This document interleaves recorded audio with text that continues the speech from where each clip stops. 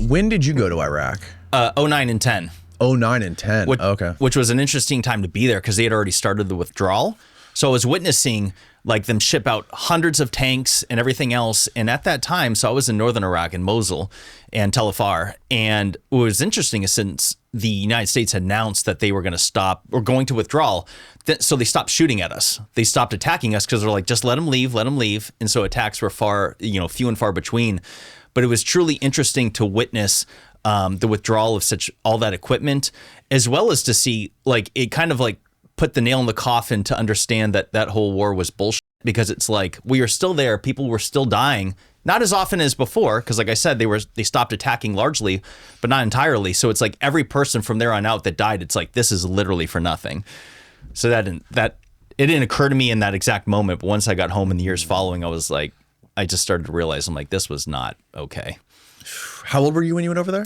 25, and I was 26 when I left. I was kind of older because most people, I mean, there were certainly people older than me, but a lot of soldiers over there was a few people he deployed with that weren't even 21. Couldn't even buy a beer, but there they are with a fucking machine gun. So crazy, man. Yeah. So I wasn't the oldest guy, but a lot of guys in their early 20s. So me being 25 and 26 when I was there, I was kind of like, I was older than my sergeant, my team leader. So that was interesting. Yeah. Yeah, man. I had so many people on here who went over there, like a lot of war fighters that went over to Iraq and Afghanistan and saw a lot of death and carnage and destruction, like you were just saying, before they were even 21 years old. And it's like, it is just ravaged them, man. Dude, the fallout is still happening. I know a handful of people that have killed themselves. And then my best friend was killed in Afghanistan.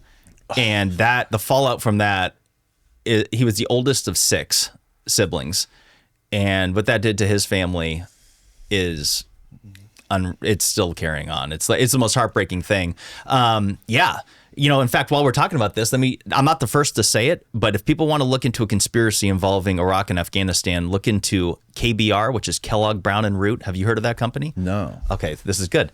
So Kellogg, Brown and Root does all the logistics and supply chain for the United States military and government. So, for example, when we're in Afghanistan and Iraq, they supply all the combat housing units, all the food, all the fuel. They are the logistics. And so they won the no-bid They got the no-bid contract. And do you know who was the CEO for Kellogg, Brown and Root before the 2001 or 2000 election with George W. Bush when he had taken office?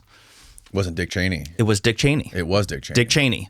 They scrubbed the Wikipedia page on this. There used to be a ton of info on it. You could go through and look at the prior history.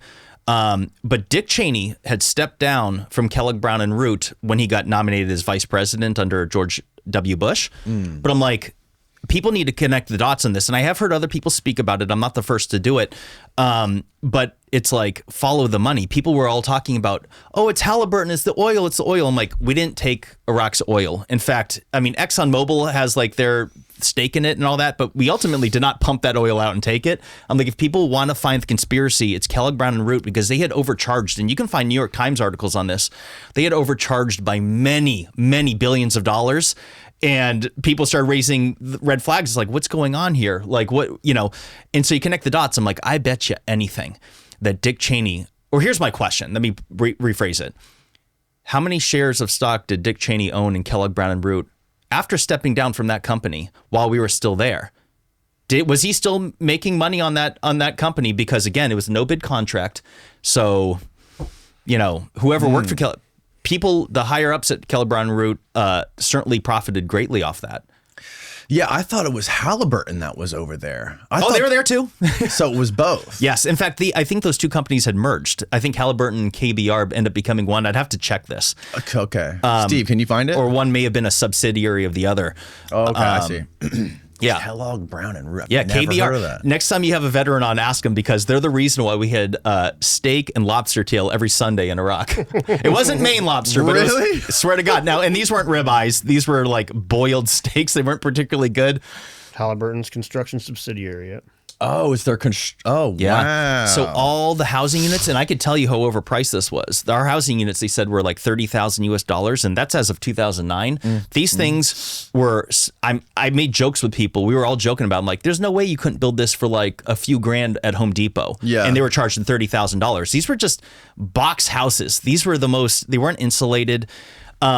But, you know, between the fuel, logistics, the housing units, as well as paying for the cargo shipping and everything else because like, for example, with the tanks, you know, you can fly in tanks on C-17s, but most of them come over on boats. And so it's like, well, who's paying the shipping carriers? And imagine how much that must cost to ship heavy equipment. Oh, yeah. Hundreds of millions of tons of it, too. Yeah. So that's a wild one. The Iraq thing, like, I'm very proud to say it now, and I didn't know it at the time because I was a senior in high school in 9/11. Which is such an impressionable age. And my dad was a Vietnam vet. Both my grandparents were World War II vets. Wow. And I saw all the movies. I'm like, Black Hawk Down. I'm like, I'm going to go be a patriot. And yeah.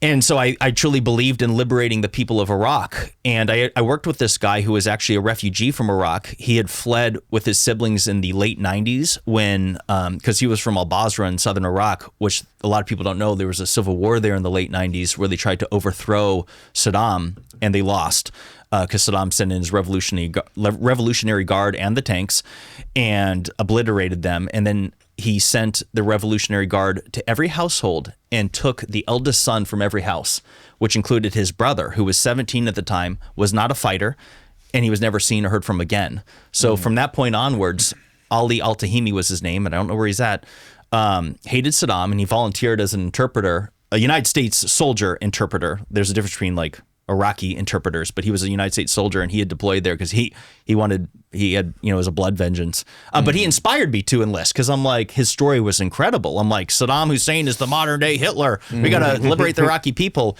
And then when I was there, I quickly realized, I'm like, these people don't want us here. Let me tell you something. Yeah. You imagine a war zone? This was the biggest surprise of my life. We're driving through Mosul and I realize that these people are just trying to go to work. They're trying to take their kids to school. This is a war zone, but no one's shooting at us. And meanwhile, people are just starting to get on with their day-to-day lives. And I'm like, and the looks on their faces, I've never seen such utter disdain in my life. And I realized, I'm like, oh, we're ruining these people's lives. They please leave, like is what they were telling us. And here's something else that surprised me. So we'd go to Iraqi police stations to train their IPs to take control of the country once we were going to leave. And so we would communicate with them through interpreters. And this is something that surprised me, is that they would start and end every sentence with the word invader. They'd say, tell the invader this, looking right at me. And I'm like, oh no. I'm like, I don't look at myself as an invader. I'm here to help you. This is what fucking Fox News told me. I'm trying to save you guys from having a 9/11 in your own, right. Fool Jimmy. So I felt like it was a humbling experience because I went from, I could never have believed that my own government would have sent me over there for a lie. And it was a lie. It was a lie because, it'd be one thing to have bad intelligence and make some mistakes along the way, but none of those mistakes have been rectified or addressed. And there's 500,000 civilians that were killed there, women and children and old people, non-combatants. And I'm like, 500,000. And all the fallout from all the soldiers that have come home and gotten in trouble or killed themselves or people that have been maimed. So, yeah, sorry to start this off on a dark note. No, it's such a crime, man. And it's so obvious today. Like they can't get away with it anymore, right? They can still do it, but they can't get away with it anymore. Like with 9/11, the internet was nothing like what it is now. We didn't have iPhones in 9/11, did we? No, that was 2008. Like 2008, right? Yeah, maybe 2007, maybe. Yeah. So the virtual digital internet landscape was nothing like what it is today. And now, like with the wars that they're still trying to get away with, what they are getting away with basically now, hopefully it's going to change now that Trump's president. But yeah, it's just stunning to see how the world is changing and how, like, going back to Halliburton and those companies that are getting those no bid contracts. I wonder who's going to get the contracts to rebuild in Ukraine. Yeah. And Gaza. Yeah, oh yeah. Shit. Well, we'll pay for that. Don't you worry. Dan, you're a veteran as well, right? Didn't BlackRock get the bid to rebuild Ukraine or something? I thought I saw that somewhere, but I didn't do a deep dive. I don't know. Yeah. But Of course. Right. Dan, you're a veteran as well, right, brother? Yeah. I didn't have to do anything. I was just in the reserves. Unfortunately, I didn't. Like, I was out by the time 9/11 happened, and so I knew people that went over, but I didn't have to do anything. But one thing that's always interesting about this stuff to me is, ever since Vietnam, we have this kind of consistent thing where the American people are always looking tongue-in-cheek at the wars that they served in. But if you look before that, you find very little of that. You find very little of that from Korea, clearly very little of that from World War II for obvious reasons. But even you go back to like the Spanish-American War and stuff, where you can look at it historically and be like, man, it's a little dicey. How the f*** did we get into that exactly? You didn't see what it was, the advent, in my opinion, the advent of putting the person in the trench with the video camera.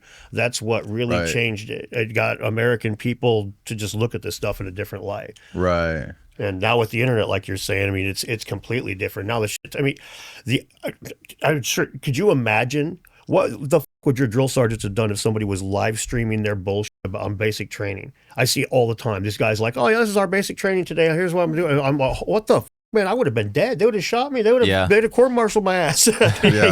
Not literally shot me, but seriously, that would have been considered treason. And now they're just like, oh yeah.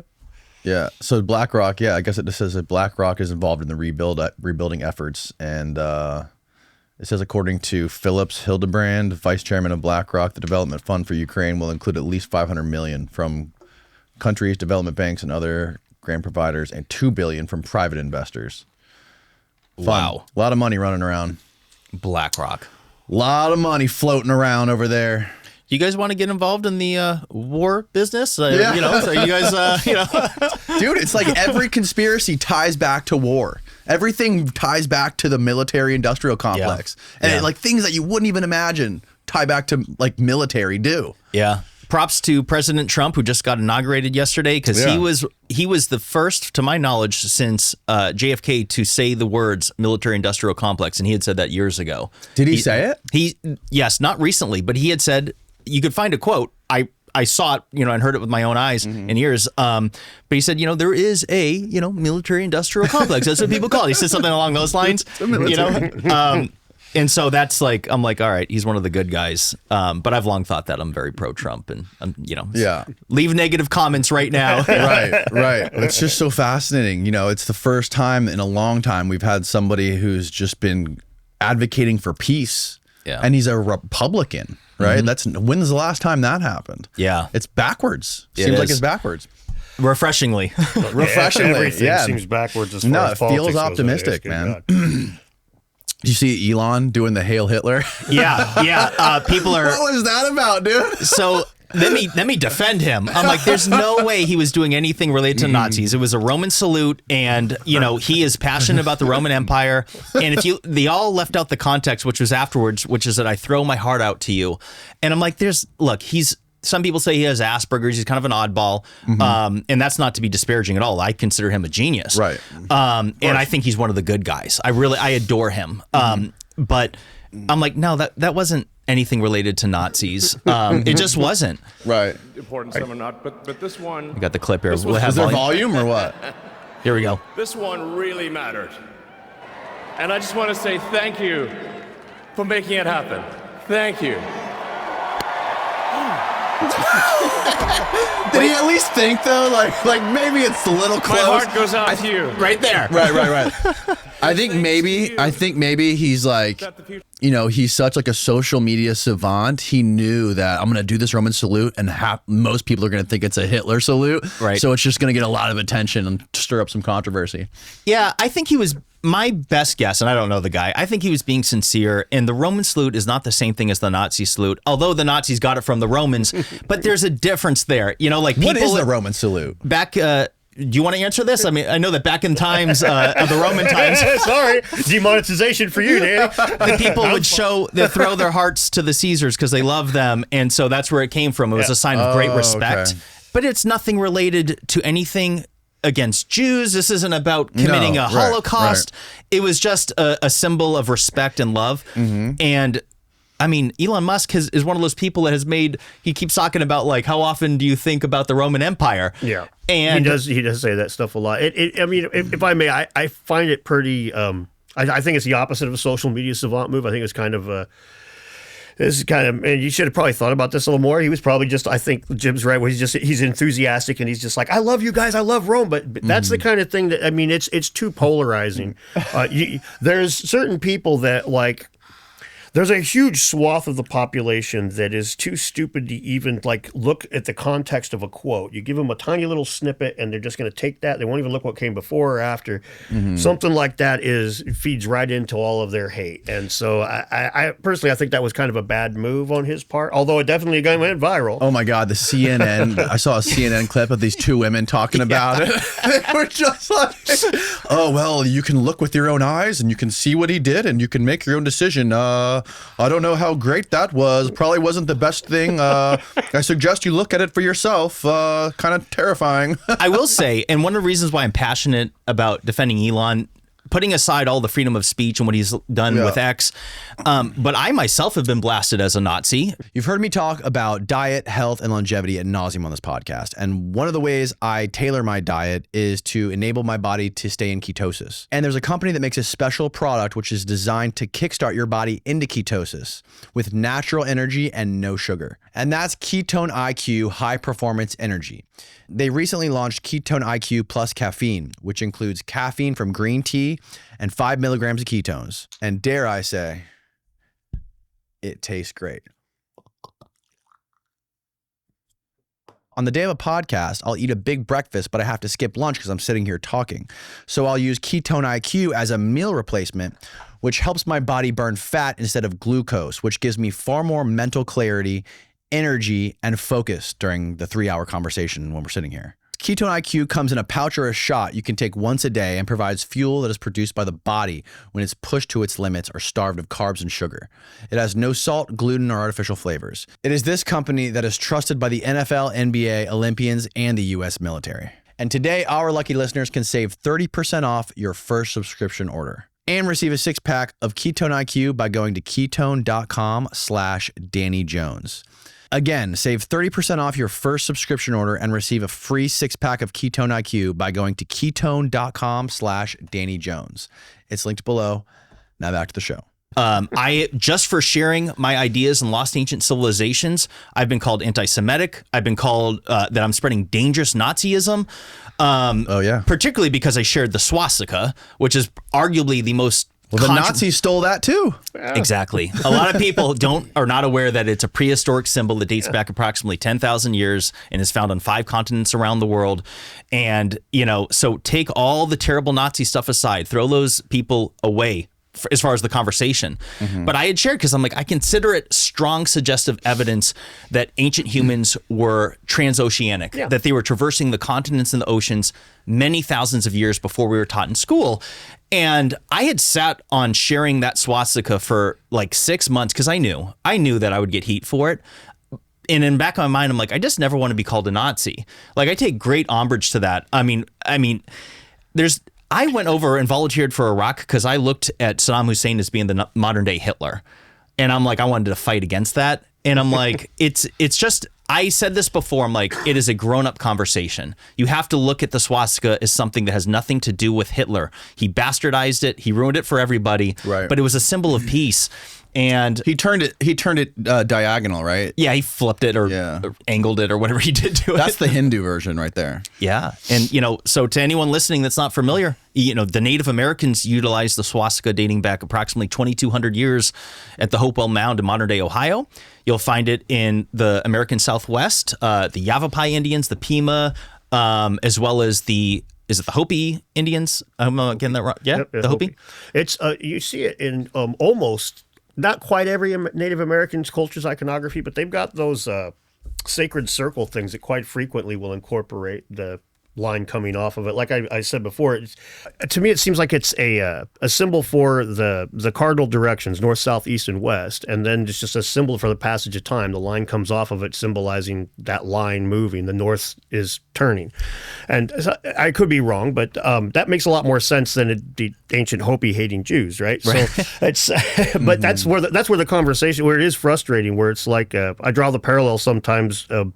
If you're wanting to discuss how well they made the Autobahn, we don't have to talk about Hitler's benefits as a leader or his shortcomings as a leader or the Holocaust or all that, even though he was intimately involved in the construction of the Autobahn. It has all to do with that. We just talk about road construction, and it's the same thing here. We're just talking about whether or not this symbol jumped the Atlantic and the Pacific. That's really the crux of this, where we're talking about like lost civilizations and shit. Mm-hmm. But they tried to water that down and turn it into, we are just talking about racism, and that's the same as with Elon's speech. He gives them a loose thread to pull on that some people will, that's all they're going to see is that, well, he did that. All some people are going to see is, well, Jimmy talked about a swastika. Yeah. Well, it has all to do with what Jimmy was saying. It could have been any symbol. It just happens to be. Yeah, look. Yeah, to give my haters, a fair play here, I did make a tweet. So I had visited Baalbek, Lebanon a year ago, September, and there's swastikas throughout the site. Really?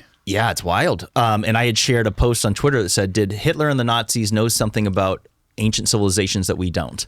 And that's when they started calling me a Nazi. I'm spreading dangerous Nazism. But this was a very sincere question because there was something called Nazi archaeology. Yeah. Himmler and they had allocated enormous resources to go look for the Holy Grail, the Ark of the Covenant. They were looking for Thor's hammer, which is a mind because like what?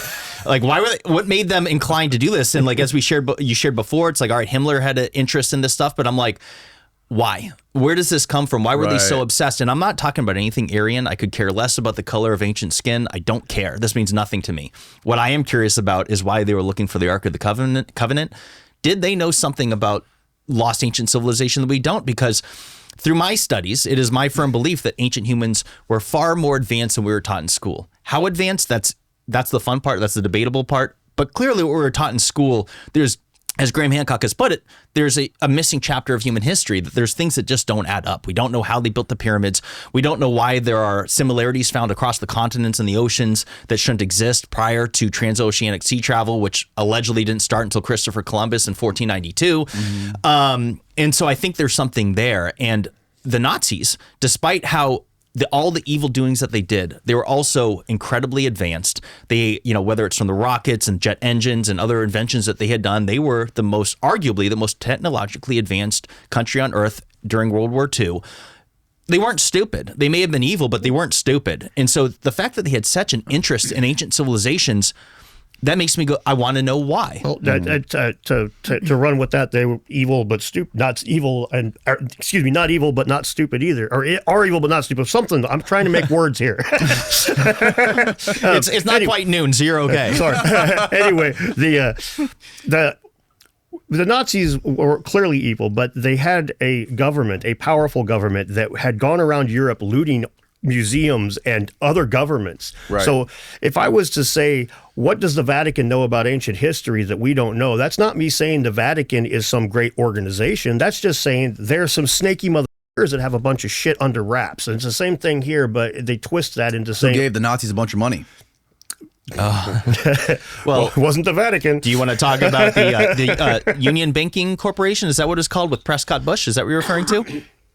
No, I was referring to how the Catholic Church actually funded the Nazis during World War II. Is that what you're talking? Is that the same thing? They did both of them. Oh, really? So the Catholic Church is one thing, and then you had Prescott Bush, who is the grandfather of George W. Bush, or the father of George H.W. Bush. Right. And he was the president of the Union Banking Corporation, which in the 1930s, they funded both sides of the war. The Nazis and the Americans. Which is also Dulles and what was the name of that company that his brother was the attorney for? Something Brown. I can't recall. Find out what Dulles and his brother's company was that funded the Nazis, or they funded the Nazis through like a proxy or something like that. Yeah, and they were Prescott Bush was found of no wrongdoing, and he later became a congressman. But it's a little known fact they did fund both sides, which I think is as sinister as it gets, because you're going to profit no matter who wins. Like, think about that. Right. Who does that? Well, arms dealers. Yeah, gangsters. If in the Bronze Age, if you are a tin dealer, you don't give a fuck if it's the Egyptians or the Hittites you're selling it to. Just buy my tin. I see Sullivan and Cromwell.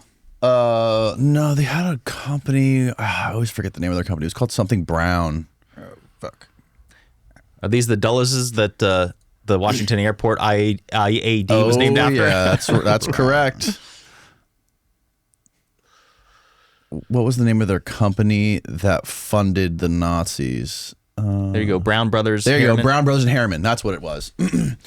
Connections to the Nazi bank, the Schroeder Bank. The arrangement allowed Dulles to continue his financial dealings with the Nazi entities while maintaining a level of anonymity and protection from direct scrutiny. Yeah, man, that's a crazy rabbit hole. Going that deep into that stuff. And the fact that they were trying to cover their tracks. Right. That right there, that's the giveaway. Whenever it comes, if you're wondering if people are doing something nefarious, it's always in the cover-up. Like, so yesterday, or the day before yesterday, when then President Biden had give a preemptive pardon to Anthony Fauci, like we were talking about before the podcast, that's right there, the smoking gun that there's guilt. You don't get, pardons imply guilt. Like, what's the preemptive pardon for? And by the way, why does it date back to 2014? It was called a preemptive pardon? Well, that's what the internet is calling it. He gave a pardon. Okay. But essentially, since charges hadn't been brought against him, it's essentially preemptive. And I don't even know if that's ever been done before. And I know they gave a preemptive pardon to all the January 6th committee as well. So I'm like, pardons only exist if there's guilt. So apparently you have to accept the pardon and acknowledge guilt. And if you do that, you'll never be able to use the Fifth Amendment because there's going to be an inquiry. There's going to be a reckoning. But it's like, what's the pardon for? And 2014 coincides when Obama, then President Obama, had got rid of the gain of function, and so it's like to China, and that's when apparently they started in Wuhan with Anthony Fauci leading the NIH, and so it's like this is a whole rabbit hole, and there's something there. Like, there's no doubt in my mind that he's guilty of some things that is gonna surprise the world. I mean, a lot of people already know. I mean, if 10% of that Anthony Fauci book is true that RFK wrote, which there's been no lawsuits brought against him for publishing that book, if 10% of it's real, then Fauci is Satan and reincarnated. Yeah, bro, you just got to look at what he did to those poor beagles, those dogs with their eyes. Oh my God, you saw this, dude. Oh yeah. Anyone listening, just Google Fauci beagles, and they put these dogs, they restrained them, kept their eyelids opened, and let flies eat their eyes while alive. I don't know what they could possibly have been studying, but I'm like, that is evil. That is evil. It's right pure there. Evil. Yeah. It's pure f***ing evil, man.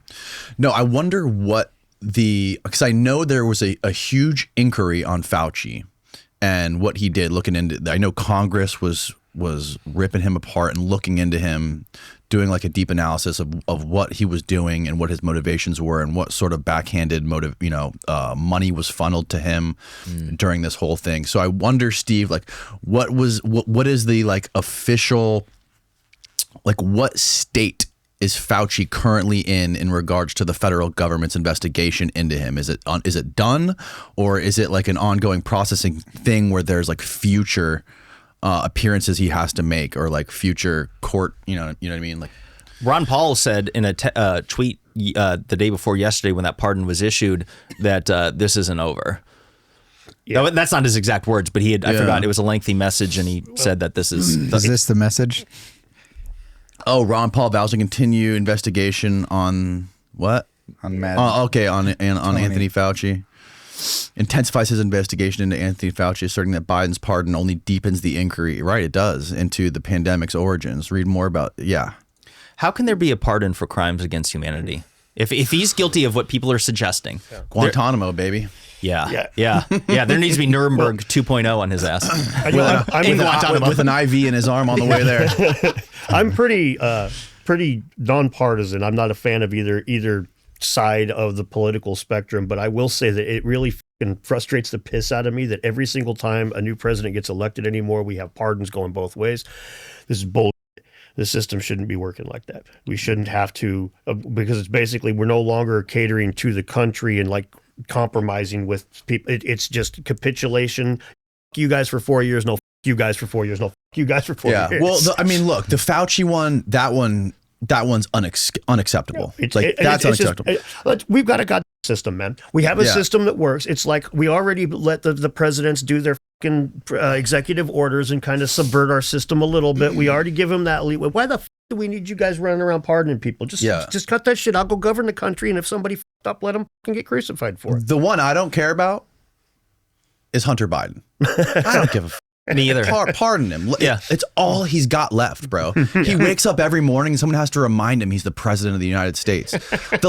His first son died, right? Yeah. Of brain cancer or something. And all he's got left is his crackhead son, recovering crackhead son, Hunter Biden. Yeah. fucking pardon him. It's all he's got left, bro. Who cares? I'm totally with you, and I know that a lot of people disagree with us, but I'm like, listen, man, like I actually feel bad for Hunter Biden, even though he's guilty of all kinds of things. And the Biden crime family is real. They made money through Ukraine and all kinds of other stuff. There's so much. They're guilty of egregious crimes. Yeah. But like, this ain't the itty bitty teeny tiny bowl. It's Super Bowl 59. Get in on the action with DraftKings Sportsbook, an official sports betting partner of Super Bowl 59 and a sponsor for this episode. Scoring touchdowns is key to hoisting that Vince Lombardi trophy. And you have a shot to score big by betting on them at DraftKings Sportsbook, the #1 place to bet on touchdowns. New DraftKings customers can bet $5 to get $200 in bonus bets instantly. Avoid the potholes, long drive, and skimpy cocktail waitresses and join DraftKings Sportsbook today. Download the DraftKings Sportsbook app and use my code Danny Jones. That's code DANNYJONES for new customers to get $200 in bonus bets instantly when you bet up to $5. That's code DANNYJONES for new customers to get $200 in bonus bets instantly when you bet just $5. Only on DraftKings Sportsbook. The crown is yours. Gambling problem? Call 1-800-GAMBLER. In New York, call 8778-HOPE-NY or text HOPE-NY, which is 467-369. In Connecticut, help is available for problems gambling. Call 888-789-7777 or visit ccpg.org. Please play responsibly. On behalf of Boot Hill Casino and Resort, Kansas, 21 plus. Age and eligibility varies by jurisdiction. Void in Ontario. New customers only. Bonus bets expire 168 hours after issuance. For additional terms and responsible gaming resources, see dkng.co/audio. I look at Hunter Biden as a sad story. Look what he was born do too, into, man. And I'm like, you know, look, anyone that's that doped up on drugs usually had suffered greatly earlier in life. That there seems to be a common theme among people that are like that. Not always, so forgive me to anyone listening, but like, there's truth to it. Like he clearly, and if you look at the stuff with Ashley Biden's diary, the things that were a bit, you know, essentially it looks like her father was, he did some, look, he was showering with her when she was like 15 years old. Stuff like that, like God knows what else. And she, you know, seems like she's having some real issues. I think that basically they were born into something really bad. Yes. And I'd rather just forget about them. Let them, you know, we don't, of all people to go after, I'm not worried about the Biden. I don't think Totally that agree. Hunter should be crucified like he's the son of the president, but he shouldn't be pardoned any different than the crackhead sitting out in front of Walmart right now should be pardoned. You're a fucking crackhead. You yell into the system. I don't give a sorry. Yeah. No, you got the point. I grew up in the 90s, man. I have plenty of friends that I had 20 years ago that are in prison right now for doing drugs and right. And it's they don't get to say, well, my dad was the president and his mommy touched him when he was 16. No. Sorry, dude. Tough shit, man. You robbed that store, you go to prison. Yeah. I don't disagree with you. Yeah. I don't disagree. It's an ugly situation. It's one of the things that happens with fame and you know, I remember when I was young, David Lee Roth got busted in Japan for smuggling weed into the country, and that's a 10-year prison sentence minimum, dude. He was back in the States in 2 days. He's not allowed to tour anymore in Japan. Ouch. He's rich and famous. Japan's rough, man. They send his ass back home as opposed to lock him up, right? Could you imagine running in a Hunter Biden in Ukraine when his dad is the vice president of the country? Yeah. Like running around like being a coke dealer, selling coke to Hunter when his dad's the president. Imagine what kind of favors he's pulling using his dad as leverage, bro. Yeah, he had a lot of fun. There's no doubt. You know, actually, speaking of, because going along the lines of his laptop, are the photos real that showed Obama's daughter? I can't remember her first name, but showing her credit card next to a line of Coke. I don't know. I haven't seen that. Steve, if you could Google this one, this is a good one. If this is real, and this is a few years old, just type in cocaine, Obama credit card, Biden or Hunter, and you'll see. Look at this. This is. I'm trying to remember her first name. He has 2 daughters, of course. Yeah, we're gonna see. Go to Google Images here. It says false mail. I don't trust. Snopes has lied before. Snopes is not necessarily reliable, but I would be curious to see their explanation. Maybe try Google to see if you can find it on Google too. Because Snopes is like blurring out the name and all that stuff. Yeah, I remember the photo. I'd be curious to see why they say it's debunked. I'm not here to tell you it's 100% real. Like I did say if it turns out to be real, but like, Yeah. Okay. Let's click on the Snopes article. There's a pic showing Hunter Biden using Malia Obama's credit card to snort cocaine. A new photograph of Malia Obama's credit card was found on Hunter Biden's laptop. Oh, it was found on his laptop, along with lines of cocaine on the device that Biden snorted. In October 21, the photo. Okay, what's it say? Keep going. False. Why is it false? This picture is several months old. There's little evidence to support the claim that this credit card belongs. Okay, little evidence. So what I'm reading on that sentence alone is like not disproved. This photograph has been online since at least December 2019. At the time, celebrity websites circulated it in articles claiming that Obama's credit card had been stolen by hackers. A likely it was story. Stolen, right, and posted online by hackers. However, we're skeptical that this card actually belongs to Barack Obama's daughter and not another person perhaps named Malia Obama. Right, okay. Okay. Skeptical does not mean debunked. No, does not mean debunked. They put false on that. They straight up falsely declared it. And it's like they should have just said, unknown or Snopes is Snopes is a little politically motivated. Yeah. Just a little. They are. Right. Just a little. So it'll be interesting. Hey, look, we'll find out in the next couple of years if that was true or not. And I don't mean to tear apart the daughters of Obama because, imagine being born into that kind of life. What a interesting dealt card. God. A lot of people might be like, oh, it'd be awesome to be the daughter or son of a president. I'm like, man, your life is significantly changed forever. You can't just go walk around. Imagine not being able to just go walk to the store by yourself. Yeah, man, I can't imagine, especially like when you're born into that life. And I was watching there was a series about Hunter Biden. I was on like Fox Nation or something like that. I forget what it was. It was the Fox app that they do these mini documentary series. And in the first 2 episodes, like my buddy sent it to me and he was like, oh my God, you're going to think Hunter's such a piece of shit after watching this. And I watched it and I was like feeling bad for the guy. Yeah. And they were basically saying like right when him and his brother were babies, Joe basically decided to like leave and go to another state to be a senator or a congressman where he was not home. He was home like 1 day a month, never saw his kids, left the wife home alone with the kids. And like they were going through a lot of issues and he was completely absent from their lives.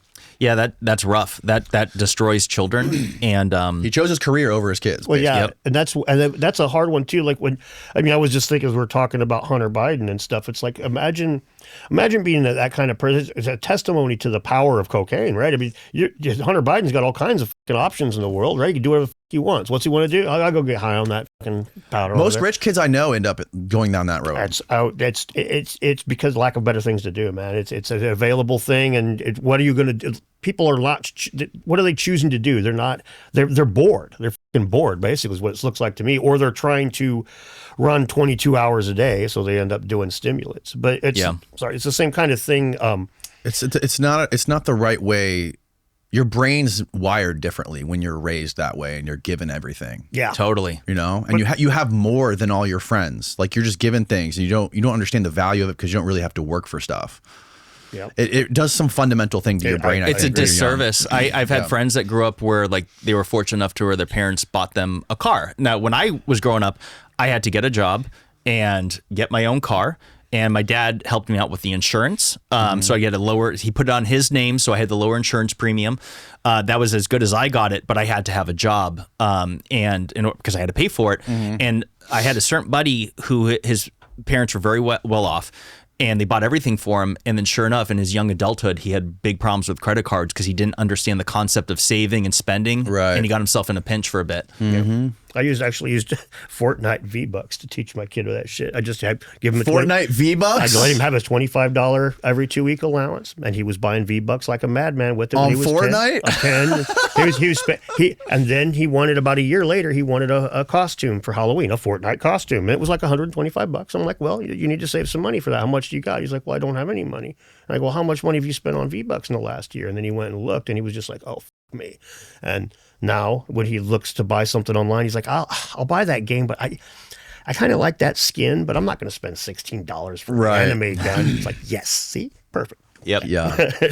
But it's crazy that you even have to teach kids that lesson nowadays in that regards. But the world moves on. So as a parent, you either let your kid be in the dust, or you figure something out, or let them be the next generation of kids that don't know how to fucking value shit. Yeah. Iron sharpens iron. Yeah. So I guess we can talk about like some ancient civilization shit on this podcast. Let's do it. I've been known to talk about that stuff from time to time. So Jimmy, everybody knows who you are. Not everybody. Not everybody. You need no introduction. Dan, how did you get into this stuff? And first of all, how did you guys meet and team up? I made a response video to Jimmy, and he was chill with it, and we talked and stuff, and then just over time we ended up doing podcast, or like we did a couple of live streams together, and then Joe Rogan, and yeah. Well, to be even, you did a debunk on me, and you did it with such class. So I have a debunk, or yeah, not bad, but so anyone that doesn't know me, I have a YouTube channel called Bright Insights. Yes. And exploring the mysteries of lost ancient civilizations. And I firmly believe that ancient humans were older and more advanced than we were taught in school. I personally think significantly more advanced than we ever imagined, but I don't preach that too much because I'm trying to first show people that what we were taught in school, what is actively printed in textbooks, what they're handing college degrees out for, is wildly inaccurate. Now, how advanced, that's the debatable part. And I had just made a simple video where it was them putting like a 2-ton stone in the back of a Ford Ranger truck, and it blew out the suspension and messed it up. And then you had made a polite response about it. And in my experience, with as large of a following as I've attained comes a lot of criticism and a lot of heat. Not everyone likes me. And a lot of people, when they debunk me, they're quite nasty. I've had people call me a Nazi. I've had, a lot of I don't know how to put it.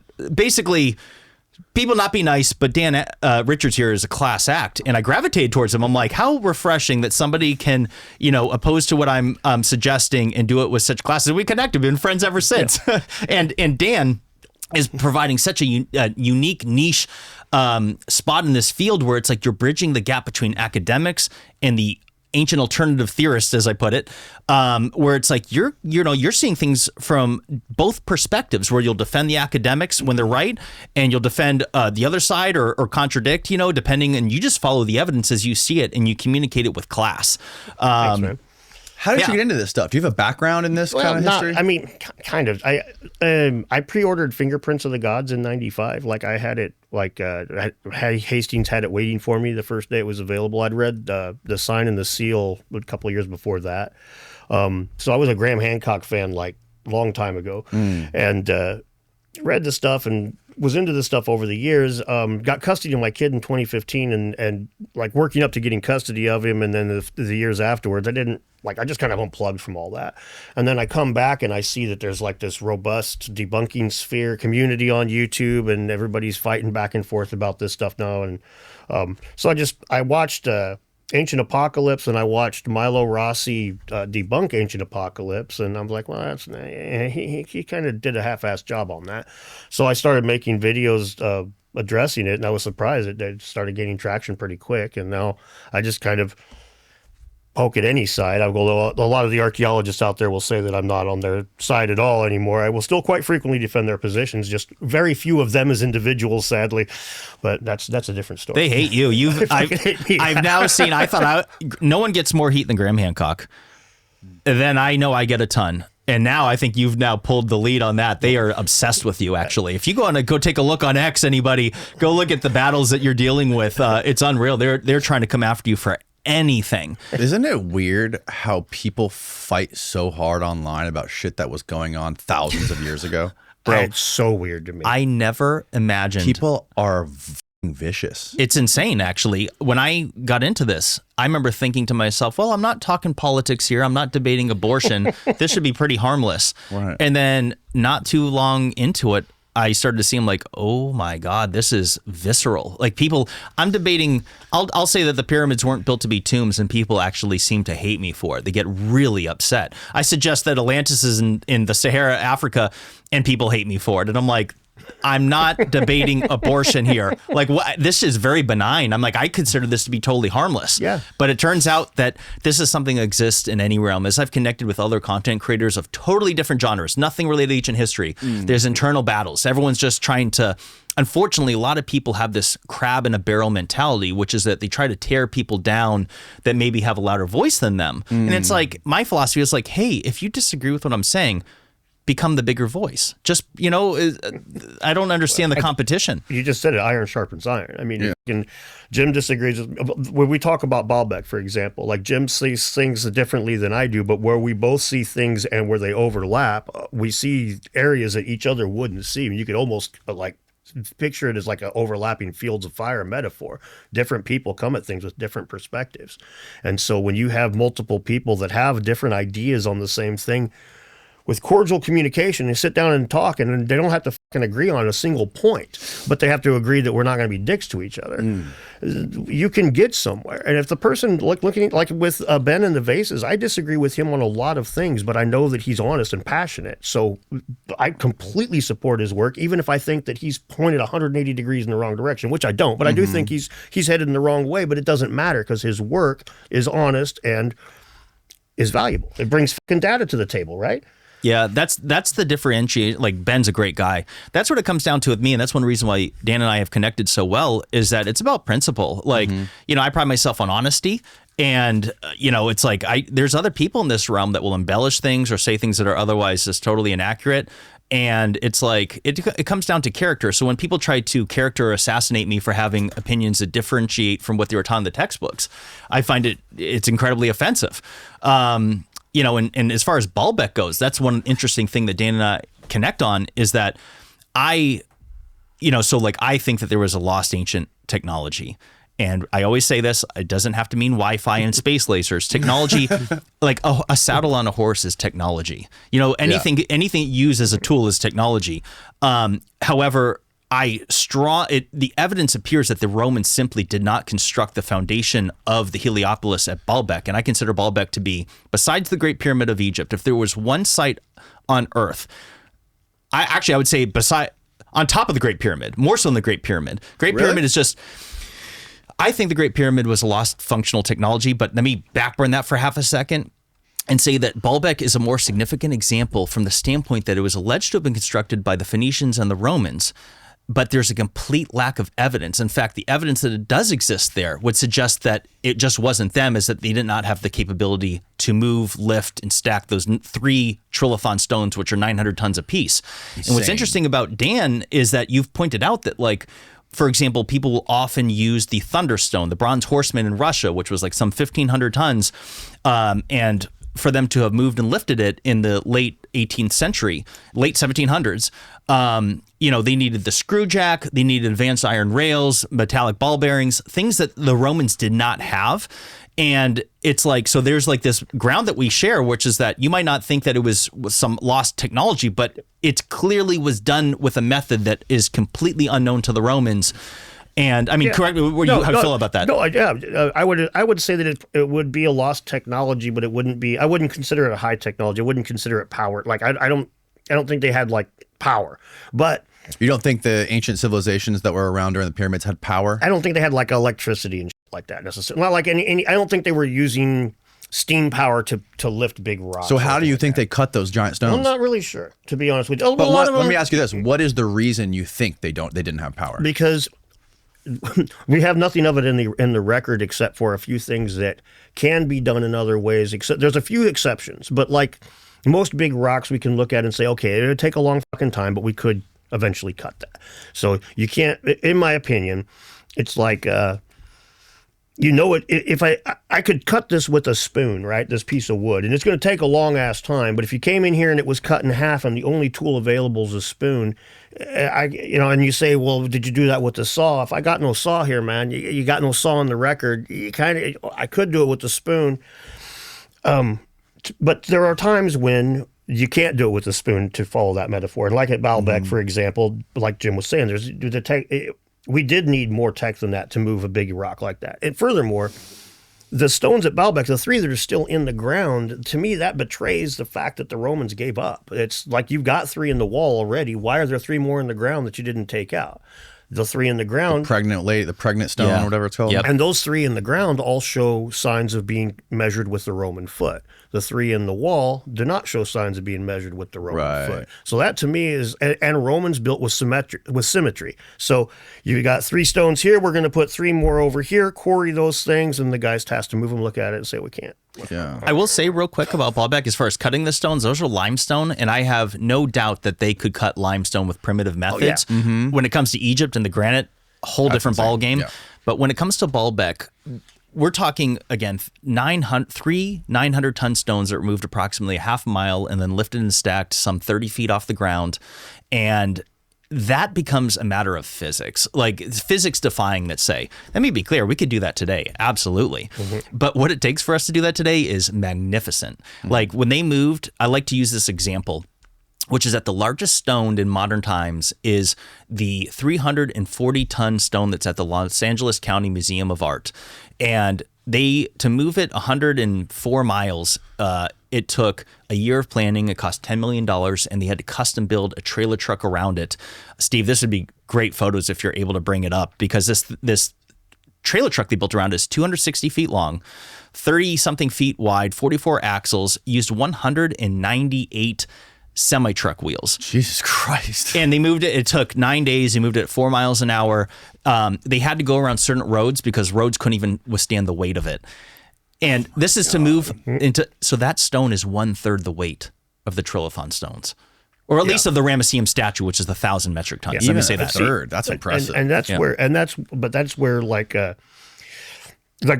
go back to the cutting of the stones, like the cutting is something we can achieve. There's certain things you can throw more man and time at and eventually achieve. Stacking blocks on top of each other, as long as the blocks are something people can move, you can stack them on top of each other. But like the stones at Baalbek, they are so big that you can't, there's no ropes or anything. With what we've done in history, there's really no way of moving those things with the technology at the time that I've seen. And I've seen the debunkers come at it, and they always skip the parts that are difficult. And there's some things you can't just throw more man and material at. I frequently just to slide down the slope with people that just try to say you could just throw more men and material at it. How much GDP would the ancient Egyptians have had to throw to get to people to the moon? It would have cost, they couldn't. They didn't have the fucking means. There's some great photos of it. That's insane. Yeah, dude, could you imagine that? How many tons was this thing? 340. Jesus. 300, which is how many pounds? Holy cow, dude. A ton is 2,000 pounds, so that would be 340 times 2. So 700 something thousand pounds. Yeah. So Almost 1 million pounds. And so meanwhile, you have the Trilithon stones that are 1.75 million pounds. And so what's interesting is that the Romans, their largest, most powerful crane could lift 6.6 tons, which means that you would need approximately 130 something of those cranes to lift just one of those Trilithon stones. Yeah. And it's like, there's not space to do it. You couldn't coordinate, not feasible. The only way I would think that you might be onto something with there wasn't any kind of electric crazy power saws or anything like that is when you see videos from that guy Wally Wallington. Yeah.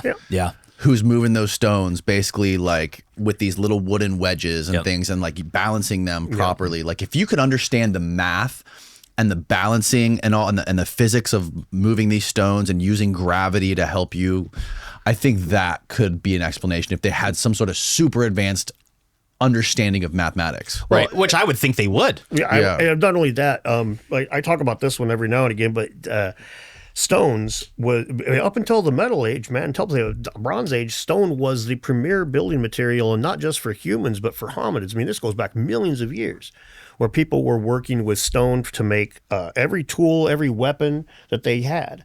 So to think that they didn't have some tricks to work with stone that we've lost since they started working in metal, that that's, I mean, to me, that's insane.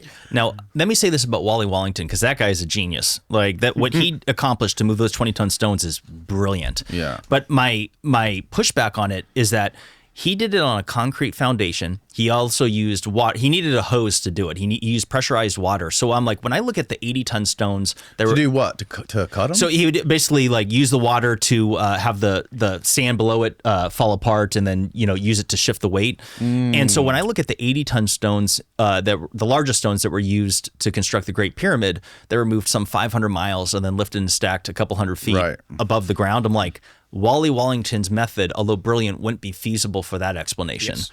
I completely agree with you. Okay. There. That's where it's one thing to say that they would have been able to put one Wally Wallington on a site and have him maneuver the block right into place. I can go with that. Getting it through the jungles, up and down hills. Yeah, come on now.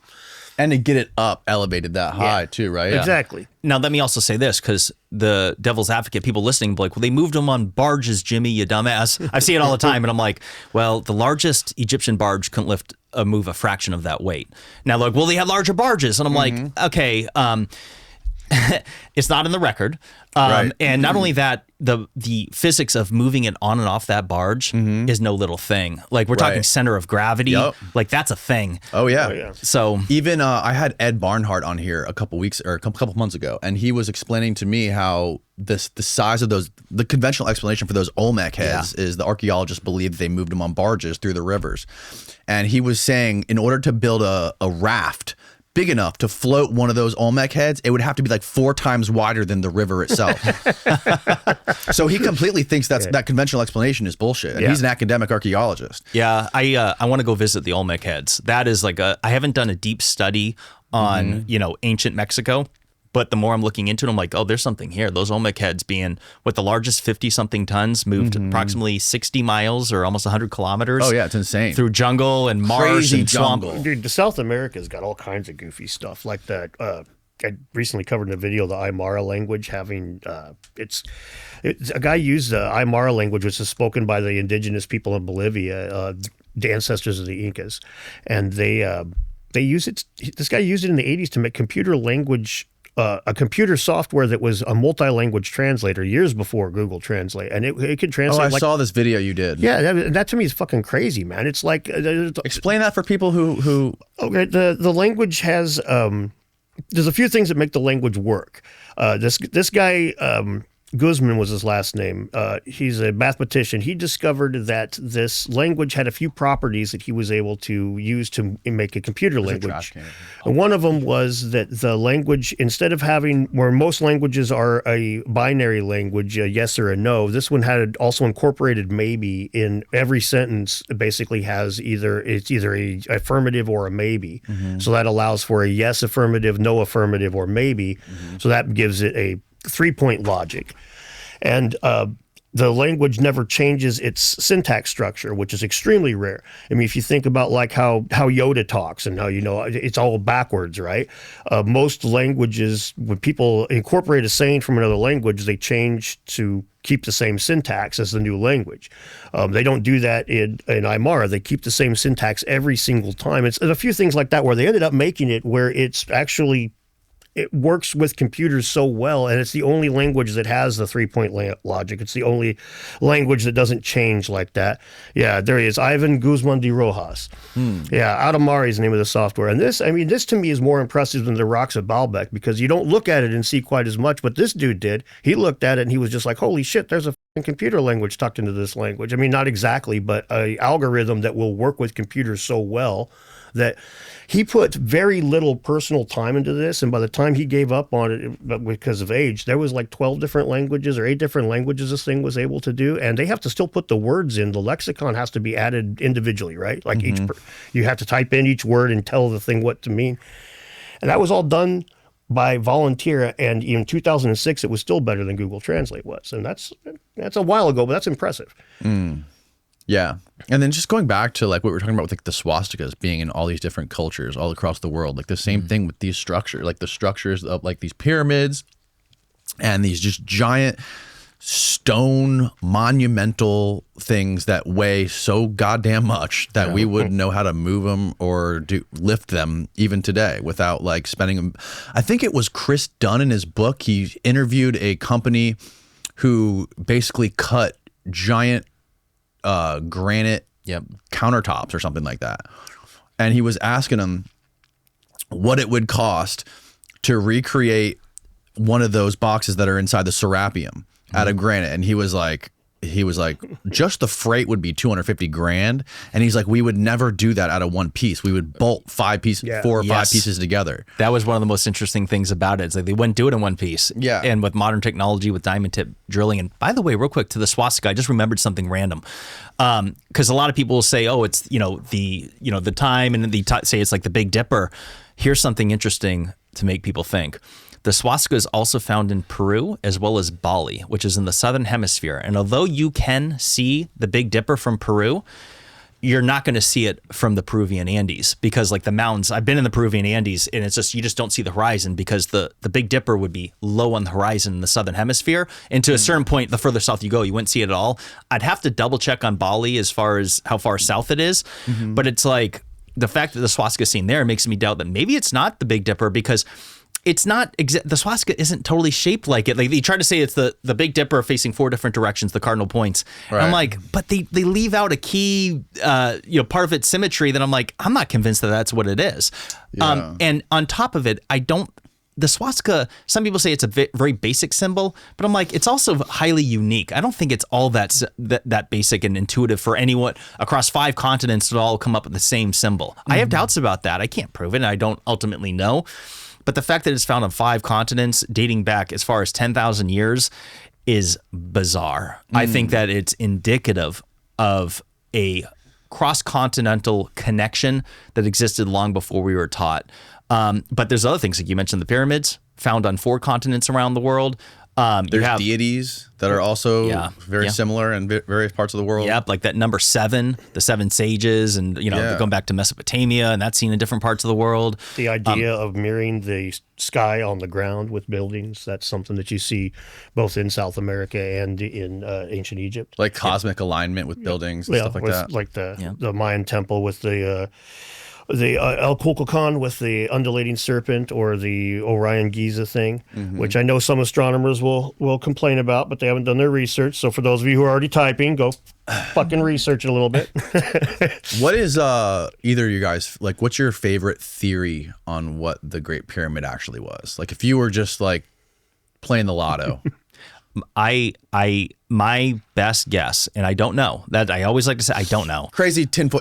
As tinfoil hat as you want to be. Like, what would you guess? I really like Christopher Dunn's power plant theory. Yep. I think I've been in Giza 3 times, and there's nothing about the Great Pyramid that resembles anything like a tomb. And when you walk through its bizarre layout and structure, I think it was something functional that goes beyond our understanding. I cannot prove it. But I think that when we look at that in modern times, the largest things we build are like hydroelectric dams, that maybe it was something for harnessing power. But then people say, well, what was it using to power? And that goes down a whole rabbit hole. And so maybe it's not true at all. But I think it was functional. What are your thoughts, Dan? Well, honestly, I think that probably there might be all kinds of things like what Jim was saying, which I'm more skeptical of. But what I am my favorite hypothesis is, we know it was a funerary complex. There's no question that Giza was an later, acropolis. Right? Yeah, well, definitely later. To me, it seems like, the idea that if you're going to be reincarnated, if you're going to be immortal, you need people to remember you. Like we would joke even with each other today, we're going to they'll sing your songs around the campfires for generations to come, right? It's a tongue-in-cheek joke, but that's something that the ancients would have valued, man. They're going to remember me. I'm going to be dead, but people will speak my name. Well, that's something that a lot of ideas on immortality, they're contingent. People quit speaking my name, I'm not immortal anymore. They need to remember me. Right. Symbolic immortality. And are we not mentioning names of pharaohs here today? Now, so that's, in my opinion, I think that the pyramid, that's a big part of it, was just to do it. And that's one of the reasons you make it goofy and mysterious and weird, because you make the bridge to nowhere just to make people scratch their head. Now, if you want to talk about mortality, if you want to know my most batshit crazy theory on the Great Pyramid, is that maybe it was a device for harnessing DNA restoration. Around different parts of the world, they talk about humans living to be thousands of years, hundreds and even thousands of years old. Right. And maybe there's certain sarcophagus that you'll find in Egypt where on the inside of it, on the lid, underneath, a lot of people never see it, is essentially a person with its arms and legs spread up like this, and it's just laying in there. And there's photos. They have examples of this at the Cairo Museum, and you can also see it in the Valley of the Kings. But it's just a person laying there with their arms and legs, and I'm like, that's not how they buried pharaohs. They were all like this with their arms crossed across their chest. And so, if the pyramid was a device of some kind for generating power, maybe, and this is just wild idea. I'm not convinced of this. This is fun. But what if it was for helping longevity? Maybe it cured cancer. Maybe it repaired DNA. I don't make videos like advocating for this because it's just, but if you're going to ask me in a conversation, I'm like, yeah, what if? Maybe it was for, because it is bizarre that there's so many legends across the world talking about humans living to be hundreds and even thousands of years old. Yeah. Where does that come from? Who would make that up? Is that really a real bedtime story? Because that's what we'll say. Oh, well, this is just they passed it down. It's like, is that what you tell your kids before they go to bed? Oh, humans used to live so long. It's like, where does that come from? I'm not convinced of that. Yeah. No, that is a bizarre one. How there was like telomere caps or something. This goes back to the Anunnaki stuff, right? Yeah. Yeah. I love that stuff. That's like the most taboo thing for people. Stuff. Yeah. And Sitchin may have been wrong about a lot of things, but it doesn't mean that there wasn't truth to it. Like if you want to know my most crazy ideas, that I do think it's incredibly possible that humans were a hybrid species. That when you look at these legends of angels coming down and breeding with the women and all this stuff, I'm like, if we're cloning pigs and creating, like, growing human ears on the backs of mice and all this crazy stuff that we're doing now, it's not impossible that if humans were to go to another planet, we wouldn't mess with them either. Sure. If there was life forms on other planets. Billy Carson. Yeah. Oh, Billy. When we're talking about this baby stuff, Billy. Just to be Dan the big old wet blanket, we talk about the potential of the pyramid being a technological device. There is one thing that I see talked about a lot, and I do have to point it out. As a guy who worked with electricity, the piezoelectric thing, which, if you don't know what piezoelectricity is, it's what makes when you stress a quartz crystal, you get a little electricity. It's what makes your quartz watch work, and your igniters for your gas grills. Sure. Okay. So the theory will be, well, there's a lot of limestone, or a lot of quartz in limestone, therefore a little bit of stress in the limestone. You get these big electric charges. Look at all that limestone. They're making all this electricity. The problem with that is that each one of those crystals has to have a piece of metal on both sides to harness that charge, right? Electricity, correct. Otherwise it just, so if you have it, then you've got this block full of those crystals. So they would all have to be aligned in the same. They would all have to be aligned magnetically to begin with. Then you would have to have that entire block sandwiched in metal, and that's only if they were all aligned, which is extremely limiting. And we don't see any signs of this. And then you would have to have a place to harness it. So while it would definitely be ripping metal out of the structure, if it was abandoned and it had a shitload of metal in it, and they were pulling it out, there was a metal between the courses we would find remnants of. Or on the cap, right? The cap's been missing since time immemorial, right? But anyway, my point is that I'm not opposed to the idea of it being a technological device. There's always like the funnel of reality that I always try to kind of bring us back to. It's like, yeah, we can, but electricity is getting a little bit too far out there. Not that electricity itself isn't, but the piezoelectricity from the limestone blocks is something that if I was tasked with doing that as an electrician, I'd be like, need a magician, buddy. Sorry. Friedman Freund, that NASA scientist, did an experiment where they took a giant block of granite and they put two metal caps on each side, and they squeezed it with a hydraulic press, and it literally was creating electricity. Oh, wow. Interesting. I haven't looked at that. Yeah, this is in Chris's new book, The Tesla Connection, where he basically hypothesizes that it's a solid-state electron harvester. Yeah. Interesting. Yeah. So that's bizarre. And that goes right into, so that guy Friedman Freund, that NASA scientist, he was basically studying earthquake lights. How all over the world, days and weeks before an earthquake happens, there's deep subterranean grinding of the rocks, the igneous rocks, creating these crazy, like, some people thought they were UFOs, but they're like orbs in the sky. And they were earthquake lights creating from the electricity from that deep earth igneous rock rubbing against each other. And they were hypothesizing that that's a way that they could mitigate the damage from earthquakes. So if they're seeing earthquake lights pop up above the mountains, they're like, okay, we got to evacuate. There's going to be an earthquake. And I think they actually were able to accurately predict it within, like, I think 14 days of a couple earthquakes, like over near Indonesia a few times. Wow. That's wild. Yeah, and the Great Pyramid is built on top of an aquifer. Yeah. You know, like there's subterranean water that had flown under there back when the Nile was much closer. Yeah, I don't know. Like when it comes to the Great Pyramid, you know, a lot of people will hotly debate what it was. And this is where I get into, I'm like, this is why there needs to be further study and archaeological excavation. Yeah. Are you familiar with that hidden chamber that they've identified? Yeah, above the Grand Gallery, Yeah. right? And the Scan Pyramids Project found it. Yeah, and this thing is massive. They still haven't explored it, and it's like, even though they discovered it 8 years ago and it was confirmed in a scientific study 7 years ago, as of today, it has not been explored. There's no plan in place to do it, although maybe I've heard something that now I can't say it because when people tell you something that is a secret, you can't repeat it. But it sounds like this topic has got the attention of the right people and something may happen later this year. And it's the size of a 747. It's huge. Yeah, it's insane. and so it's like, with that being said, what's inside this hidden chamber? There could be a lost technology if it existed. There could be answers on how the pyramid was constructed, because that's debated. Nobody knows how they constructed it. Maybe you go in there and be like, oh, so maybe this is how they were stacking those stones. Oh, you know, whatever. Maybe there's a pharaoh in there. Like, I don't think super boring about it. It'd be like, oh, maybe they Even if stuck it's an his empty body room. there, right? They Yeah. just tucked his body away. Yeah, and if it was for a tomb for the pharaoh, what if there's a burial in there? Like, there's so many answers Yeah. that we could get by simply going in there, and they can do it. They can drill a small hole and send in, you know, an endoscope camera, and they could figure it out in a very short period of time for not a lot of money without damaging the pyramid. This is so doable. And, you know, we can have all this conjecture about what it was, how it was built, what was, you know, and it's like, but maybe if we just go in there and look, we'll learn something and that answers some of these questions. You know what? One of the most interesting things about that void is, to me, is that in the King's Chamber, there's apparently those two shafts that go out, right? Yep. One of the shafts goes straight. The other one has all these bends that go around that void. So if this pyramid was something that was, which is pretty obvious that they actually had to plan this out a lot to get this thing so precise. Yeah. That they didn't just like go, oh, we're going to have, oh shit, we didn't plan for this void to be here. Now we got to build these shafts around it. It's obviously by design, right?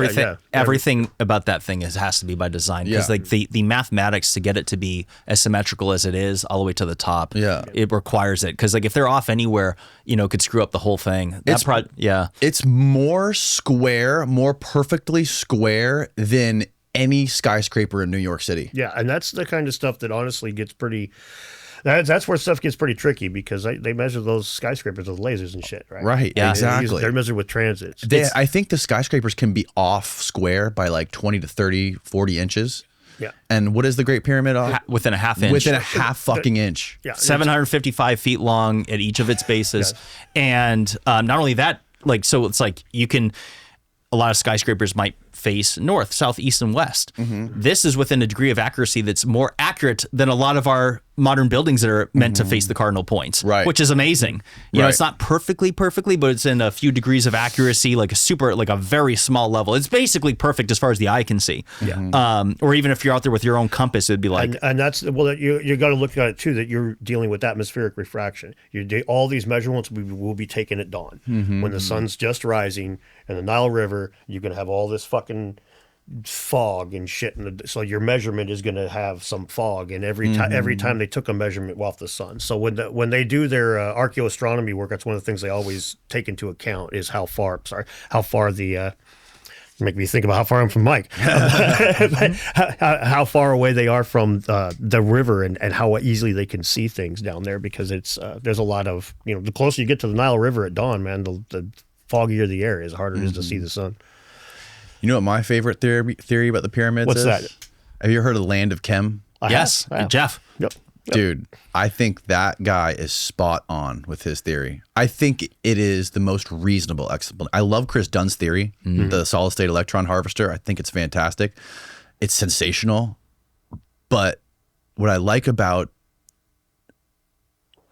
Jeff's theory, Jeff is his name? Yeah. What I like about his theory is that it's kind of a boring theory. But it also makes so much fucking sense, because he went in, like the way he describes how that Nazi scientist, Fritz, I think his last name was, who went and basically recreated that ammonia production thing, the device that creates ammonia, and he reverse engineered the inside of I think it's the step pyramid, And that's what his hypothesis is the step pyramid was creating ammonia.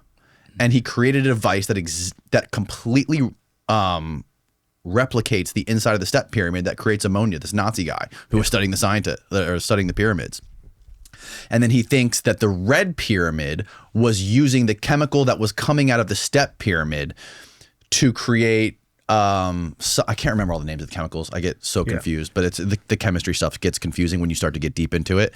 But essentially he thinks that the pyramids were responsible for fertilization and agriculture on the Giza Plateau.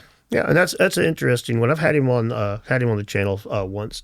Jeffrey Drum, that's his last name, Drum. And to be fair, when I said that Christopher Dunn is the one that I identify most, I haven't done a deep dive on Land of Chem's theory. I figured that next time I go to Giza, I'd link up with him personally and do it, like get right from him. So I can't say that when I say about Christopher Dunn, that's not taking anything away from Land of Chem because I can't speak to his theory. But that now I need to go down that rabbit hole. So he thinks that the step pyramid was creating methane gas, which methane gas is used for like heating, lighting, and metallurgy. So they could have been using this gas for so many different things. And the methane gas in the step pyramid was then harnessed in the red pyramid to create the ammonia. And I guess there's all kinds of other explanations that he gives for the ammonia. This is my favorite part. What? Well, Land of Chem was the original name of Egypt, and Chem has its base in alchemy, which is where we get chemistry. Yep. And they were known for the land of Chem was black. Yep. They refer to fertile. Yep. And the soil off the Nile. And a lot of people don't realize that Kemet was the original name for Egypt before they called it Egypt. That was the original name, and they called it Cometians. And chematology, like Yusuf Awiyan, and that's the thing a lot of people don't realize. Like that was the Egyptians themselves today. The local populace refers to the Cometians as building the pyramids. That was something that floored me when I was there. That's crazy. Yeah, and a lot of the locals there don't think that it was for a tomb. I was surprised to see that as well. A lot of them think it was just something amazing beyond our understanding. So when he was in here, he was also explaining to me how there's this layer of there's this chemical layer that's calcified itself on the inside of the chambers in the step pyramid, the red pyramid, and even in the great pyramid. And it's like by design because those chemicals that those pyramids were creating would have eroded the rocks. So, and the conventional explanation is it's bat shit or like bat piss. Right. But which it reeks of in there. It's so noticeable. It's unreal. But he also says once you get to the very top, that top chamber in the step pyramid, there's 3 of them, right? And they all kind of look like the Grand Gallery, how they kind of angle up. They get smaller as they go up. He says when they were pushing water into those chambers, it was pushing the gas up into the top of the chamber, compressing the gas, which heats the gas up, right? Yep. And that's what created that chemical reaction into ammonia. And then he also thinks that it was a similar process in the Great Pyramid, but the Great Pyramid, I think he believes, was creating sulfuric acid, and somehow the other 2 pyramids were used. I have to watch that podcast again, but it was fascinating. It was really compelling the way he explained that. Well, here's something that goes along those lines. I met this gentleman when I was in Egypt on the tour that I was on. He's a president of an air compressor company in Canada. And that's what he was saying. He was like, this reminds me of an air compressor, like the internal structure and layout. He said that like the way it's designed, you could support enormous amounts of pressure in there. Yeah. And that was not in the context of anything from Land of Chem. This was like 4 years ago. I don't think Land of Chem was making videos at that time. This is before that. And so like that was his intuitive thoughts on it. He was like, this seems like an air, like something for, compression. And I'm like, that's interesting, but I never pieced the dots on that. Yeah, man. And then there's like also on some of those pyramids, there's these there's like these underground channels that the conventional explanation is it was for rainwater, to collect rainwater. And there's these conduits that go underground that connect from the pyramids and they come out into these collection bowls. I don't know if you've seen the you've been there, right? Yeah. There's these big collection bowls that like, why would they be collecting rainwater? Yeah. And he thinks that was part of like the chemical collection process or something they were doing. So they're just for ceremonies. Yeah, right. Danny, come on now. It's religious. Just drop it. I'll tell That's you, what they say about everything out there. the part of Jeff's hypothesis that I found the most interesting, and of course it's the most mundane, so it has the most chance, in my opinion, of being accurate, was they would build things to get zapped with lightning because it charges the ground to make for better harvests. That's something that that's something that the ancients would very easily have been able to notice. You know, a lightning striking the ground is the kind of thing you're gonna talk about, man. And if it starts farming better there, you're gonna notice that. And so that part of it is interesting. That part of it is definitely interesting.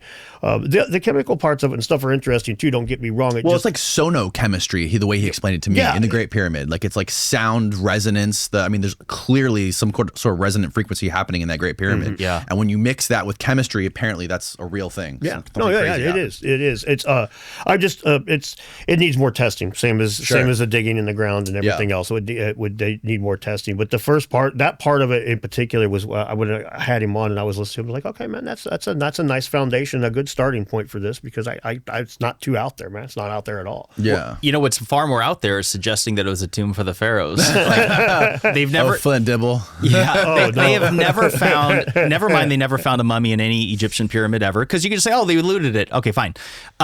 Never mind that there's no glyphs on any of the walls.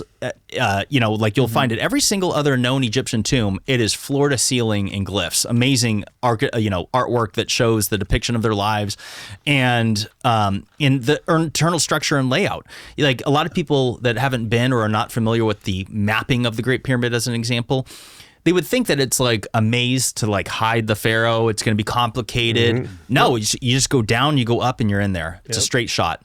It's bizarre. But when you look at it from like a side angle of the map, it is absolutely it's just confusing. It doesn't feel like a tomb at all. Right. That's and perhaps it could have been used as a tomb later on. But if I had, my best guess is that it just simply was not designed with the purpose of being a tomb. I really don't think so. I don't know that for a fact. And anyone that says otherwise, it's like nobody really knows. And that's kind of the fun part about this. But it's like, that's just not my impression. And I went to Egypt with people that were very skeptical of the alternative theories. They're like, surely this was a tomb. And there was multiple people that said, I'm not so sure about that now. Like after walking through it, they're like, this is weird. So the mystery is real. Did you ever go in the subterranean chamber? Yes. What was that like? Really creepy. It's like 100 feet underground, and it's dark. Without light, it would be just cave black. You have to crawl through dirt through a tight little shaft just to get into it. And when you're in there, it's just quiet, and it's just the very chamber itself looks so eroded. It's weird. That was really fun to be in there. Yeah, I don't think I could do that. I'd be too claustrophobic. But like, that's just, fuck. If you're trying to explain that place being a pharaonic burial site or a tomb, how do you explain that subterranean chamber that it's like almost impossible for anyone to get down? And then you have that weird little shaft at the end of it on like the south side, I think, that goes nowhere. Yeah. Yeah, there's a lot of it looks like things like that. Hydraulic mechanistic machine. I don't know, man. It's mind blowing. What is funny is how many people will try to deny any sort of mystery with it. When they just try to be like tomb and tomb alone.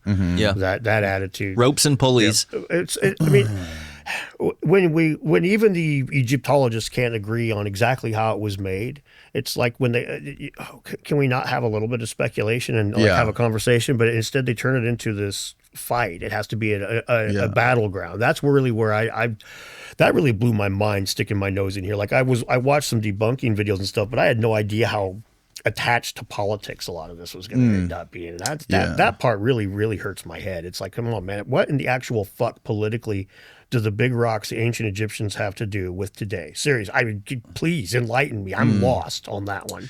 Well, yeah, I want to get to that, but another thing I wanted to talk about was Jeffrey Drum, Land of Chem's theory on how those chemicals were also potentially used, and this is also one of my favorite theories, to explain like the scoop marks in the Serapeum boxes, right? Or even the scoop marks under that stone of the pregnant lady. Yeah. Like the Aswan Quarry with all the scoops with the obelisk. Right. So maybe it was some sort of like, or even when you like when you see those giant saw blades that Ben shows pictures of, those giant saw, like looks like a massive circular saw cut this granite, right? Maybe that they were using some sort of chemical slurry to soften that stone and cut through it, or like for in the Serapeum, if they cracked it or whatever, they could have used that to scoop it out. I think that makes a ton of sense. I'm very open to stone softening, especially in Peru.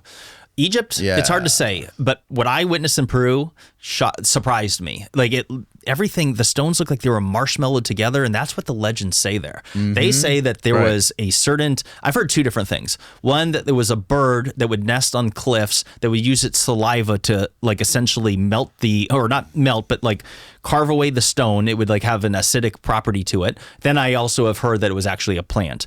But whatever it was, the legends going back in Peru say that there was something they used to soften the stone. And then when I was in Cusco, as well as in Sacsayhuaman in Cusco, when I put my hands between the stone that had essentially been moved through, time and earthquakes and whatever, it was as smooth gets. It was as if the stones had literally been pushed together and marshmallowed together. It wasn't. I was expecting to feel like a saw blade in there. No, it was totally smooth. And I'm like, and when you look at it, it bulges on the sides of it. Honestly, so weird. I'm very open-minded that those stones had been softened. Yeah. What confuses me in Egypt is that when I look at the 1,000-ton Ramesseum statue, I'm like, I'm not so sure that was involving stone softening. And I have seen other marks of evidence of stones that had been cut throughout Egypt with the granite. So I don't know what to think as far as like the geopolymer narrative goes. Geopolymer is a little different, right? Right. Geopolymer is like concrete. Yeah, casting. Yeah, right. Right. And that's like the bit into the new crave I'm seeing a lot of things of. But when Peru, I'm like, there's something there. Like that stuff is bizarre. Even when I asked Ed Barnhart, I asked him, I'm like, if you could take a time machine and go anywhere in history to see one thing, what would it be? He's like, I want to see how they fucking built those megalithic structures. He's like, I don't think the conventional explanation makes sense. I love it. I love it. And it is bizarre, like with those polygonal stones found on 5 continents around the world. And, some people say, well, that's just basic human ingenuity. And I'm like, I don't know.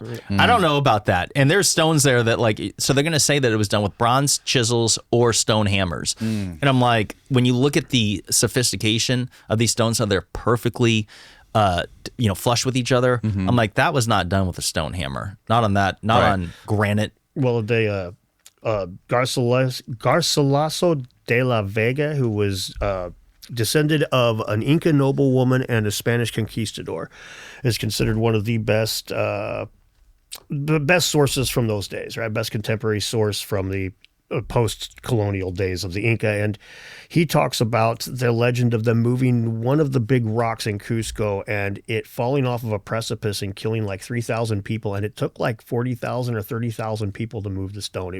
What he describes is basically unreal. Yeah. It's like what you read it, you're just like, okay, this didn't fucking happen. Right. It was ultimately a failure as he described it, right? And he describes it as a failure, yes. Which is something that you find a lot. It's a very interesting little tidbit that you see in a lot of South American legends. Like there's the one that's just the legend of Name Lap. It's not even that complicated. There's a short-lived in history, in the historical timeline, is a short-lived little culture called Name Lap. They had a temple, a couple of pyramids, and they had an idol. According to their legends, they showed up via boat with this idol. They were able to move the idol. They put it inside of a pyramid. Then one of their descendants of their king, after a few generations, wants to move the idol, but he's incapable of doing so. And there's more to the story, but that's my point there, is you see this kind of thing happen a lot in South America, where these little stories of my ancestors moved this big-ass rock, and I try to do it and fail miserably. And it's catastrophically in the same case with Name Lab. It doesn't fall and kill 3,000 people. The king ends up screwing a demon, and it causes a flood that kills his people. But anyway, same thing. It's catastrophic, but it's just interesting. You see these stories pop up a lot in South America, where it's like there seems to have been a tradition of the people before us could move bigger rocks than us now. Which is wild, because if you go back to Egypt, the most impressive pyramids are the oldest ones, and they get shittier as time goes on. A lot of people aren't aware that there's approximately 118 pyramids in all of Egypt. The ones of Giza get all the attention. But there are hundreds that are just they're like made of mud bricks. They get crappier as time goes on, Right. and nowhere near the sophistication of the Perfect example. old dynasty. What is that one? The old kingdom. Oh. Yeah, look at that. Yeah, that's crazy. A crap box. Yeah, well, it's the same thing in South America That's too. Fifth Dynasty. Yeah, not very long, not much later at all. Yeah, there's a lot of shitty pyramids in South America too. A lot of which are thought to have been like ancient landfills. You know, like they were building pyramids for multiple reasons. They didn't just have to be to communicate with the gods and sacrifice babies. Yeah, like look at this. And the other one above the pyramid of Harara. Look at that. That doesn't even look like a pyramid. No, it's mud brick. When you look closer, it's a bunch of mud bricks. Yeah, man. Why do you think they won't look into that void in the pyramid? Well, the number one explanation is they just don't want to damage the pyramid. And I appreciate that. However, they've already drilled the fuck out of it. They used tons of dynamite to blow their way in 150 years ago. Right. And like the reality is that they could do a small little diameter. They could drill it. Just like they did with the Gate and Brink's door, right? They drilled a little hole through that door to see what was behind it. Right. And so it's like the fact that it's been 7 years, it just, to me, if I was running the show out there, isn't that like a number one priority? It's like, oh, we've discovered a void. Right. Now let's go in and figure it out. And the fact that it's been 7 years since really confused. There's no feasible explanation that makes sense to me. I'm like, especially with how much conjecture there is about how the pyramid was built or whether it was a tomb for the pharaohs. I can't wrap my head around how we haven't done it already. Is it maybe because there's too much? There's too much stone in between the. Where would they start? Would they start from the outside? I think they go from the top of the Grand Gallery. Top of the Grand Gallery. I'm not sure. They would probably be. They might even be able to slip. Steve, can you find partially through the courses and stuff from the outside without the casing stones there? I'm not sure. You'd have to look at that look at it, which different possible areas of attack. But yeah, I don't see it being that invasive. I don't see any way it could be that invasive. And they could just patch up that hole when they're done. Steve, find the schematics of the Great Pyramid. Type in map. There you go, map. Use Muon if you want to find the Muon? Yeah, Muon is the particles that they use to find the. Yep. What was it? Just type in Great Pyramid. I thought this was like some sort of like satellite thing they use to find this. It's basically this thing that launches these solar particles. Type in void. Yeah. Oh, it kind of shows it there, but it's kind of void. small. I'll find it. What is the actual name for it? It's like scan pyramid. There That you right go. there works. There you go. Click that Okay. and freaking blow that up. Yeah. It's crazy that thing's the size of a jumbo jet. Yeah, it's something like 140 or 150 feet long. And I'm not exactly sure how tall. They don't know exact measurements, but they think it's rectangular, but it's they don't know for sure. Yeah. And it had to have had a purpose. Certainly. Now, some people say, oh, well, maybe it's just for construction. You know, it was how they hauled the stones up a ramp or something like that. And that's feasible as well. But the reality is like, okay, well, let's go in and take a peek. And then maybe we'll look at it and be like, aha, okay, this answers some questions. If anything, it's probably, if my best guess is that it's a second so-called Grand Gallery. And I say so-called because I don't think the King's Chamber was a King's Chamber. I don't think the Grand Gallery was this gallery that, we walked up to ascend to the tomb to say goodbye to the Pharaoh after having a wonderful life. Nah. Whatever it was, though, you can infer that maybe it was a second Grand Gallery. Now, what's the purpose of the Grand Gallery? Some people have suggested is for hauling up the stones in the first place. Like, there's a lot of conjecture. Yeah. Nobody knows. Yeah, nobody knows. That's the beauty of the whole thing. Yeah. But how the hell have they not gone looking yet? Like, I really struggled. It looks like it would be easiest to go through the King's Chamber to get to that thing. Yeah, or the Grand Gallery. Definitely not from the outside. Looks like a lot of space from the outside. Right, hundreds of feet. That's the wild thing. So when you, a lot of people don't understand just how big the Great Pyramid is. When it had its capstone, it was the height of a 47-story building, which would dominate the skyline in most cities. Even around the world. But when you stand at its base, because it's 755 feet wide at all four bases, that means that it's over 100 meters from the base to the center of the pyramid. Wow. So when you're looking at it from the bottom, you can't really see the top because it just keeps going and going and going. It just kind of, yeah. That's bizarre, man. Huge. You need to see it in person because when you walk up to it, you keep walking and getting, and you feel like you're getting closer, and it's like, it's not till you get close that you realize like, oh my God, like this thing is, I call it stupid big. Like they could have made it half the size and still blown people's minds. Right. It's so stupid big that they're like, well, they were just trying to be impressive and stuff. I'm like, they could have made it smaller and impressed everybody. Right. When you go there, have you been there? I haven't. I want to go, but I haven't been able to. I heard through the people that have been on the show that the best way to go there is to get that dude Yusuf to take you around. I've heard he's like got all the. I've done all 3 times with him. Oh, really? He has the connections. He grew up in Egypt, right across the street from the Sphinx. His father, the late Akim Abdel Awiyan, was a ancient wisdom keeper that taught chematology. And his name's Yusuf Awiyan? Yep. Okay. Yep. Shout out Yusuf. Yeah, he's with the Kemet School of Ancient Mysticism. He's a total sweetheart. He's a very nice guy, and it's very apparent when you travel with him that you see the respect he has from the people that work the sites, the guards and whatnot. He's very generous, so he tips his way to get all the things you want. I don't know if I should say that or not, but it's all right. This is the reality in Egypt. This is no secret. Everyone tips. Like it's just, you can grease somebody to get like a private couple minutes in the king's chamber. 100%. Right? I have done it, and that's how it works. And it's the Egyptian government and the antiquities. They're not doing anything to stop it. They know what's going on. It's okay. How many people are going on their honeymoon and like greasing the guy to go fuck their wife in the king's chamber? I was just going to say I'm waiting for the sound clip to come from this where Jimmy Corsetti admits to greasing people to fuck them in the Great Pyramid. I've had sex in the Great Pyramid so many times. Jimmy Corsetti's ancient sex cult rituals. I'm launching my OnlyFans inside the Great Pyramid this summer. Really do it on swastika covered. Oh my God, bro. Could you imagine? Yeah, Nazi YouTuber has sex in the Great Pyramid.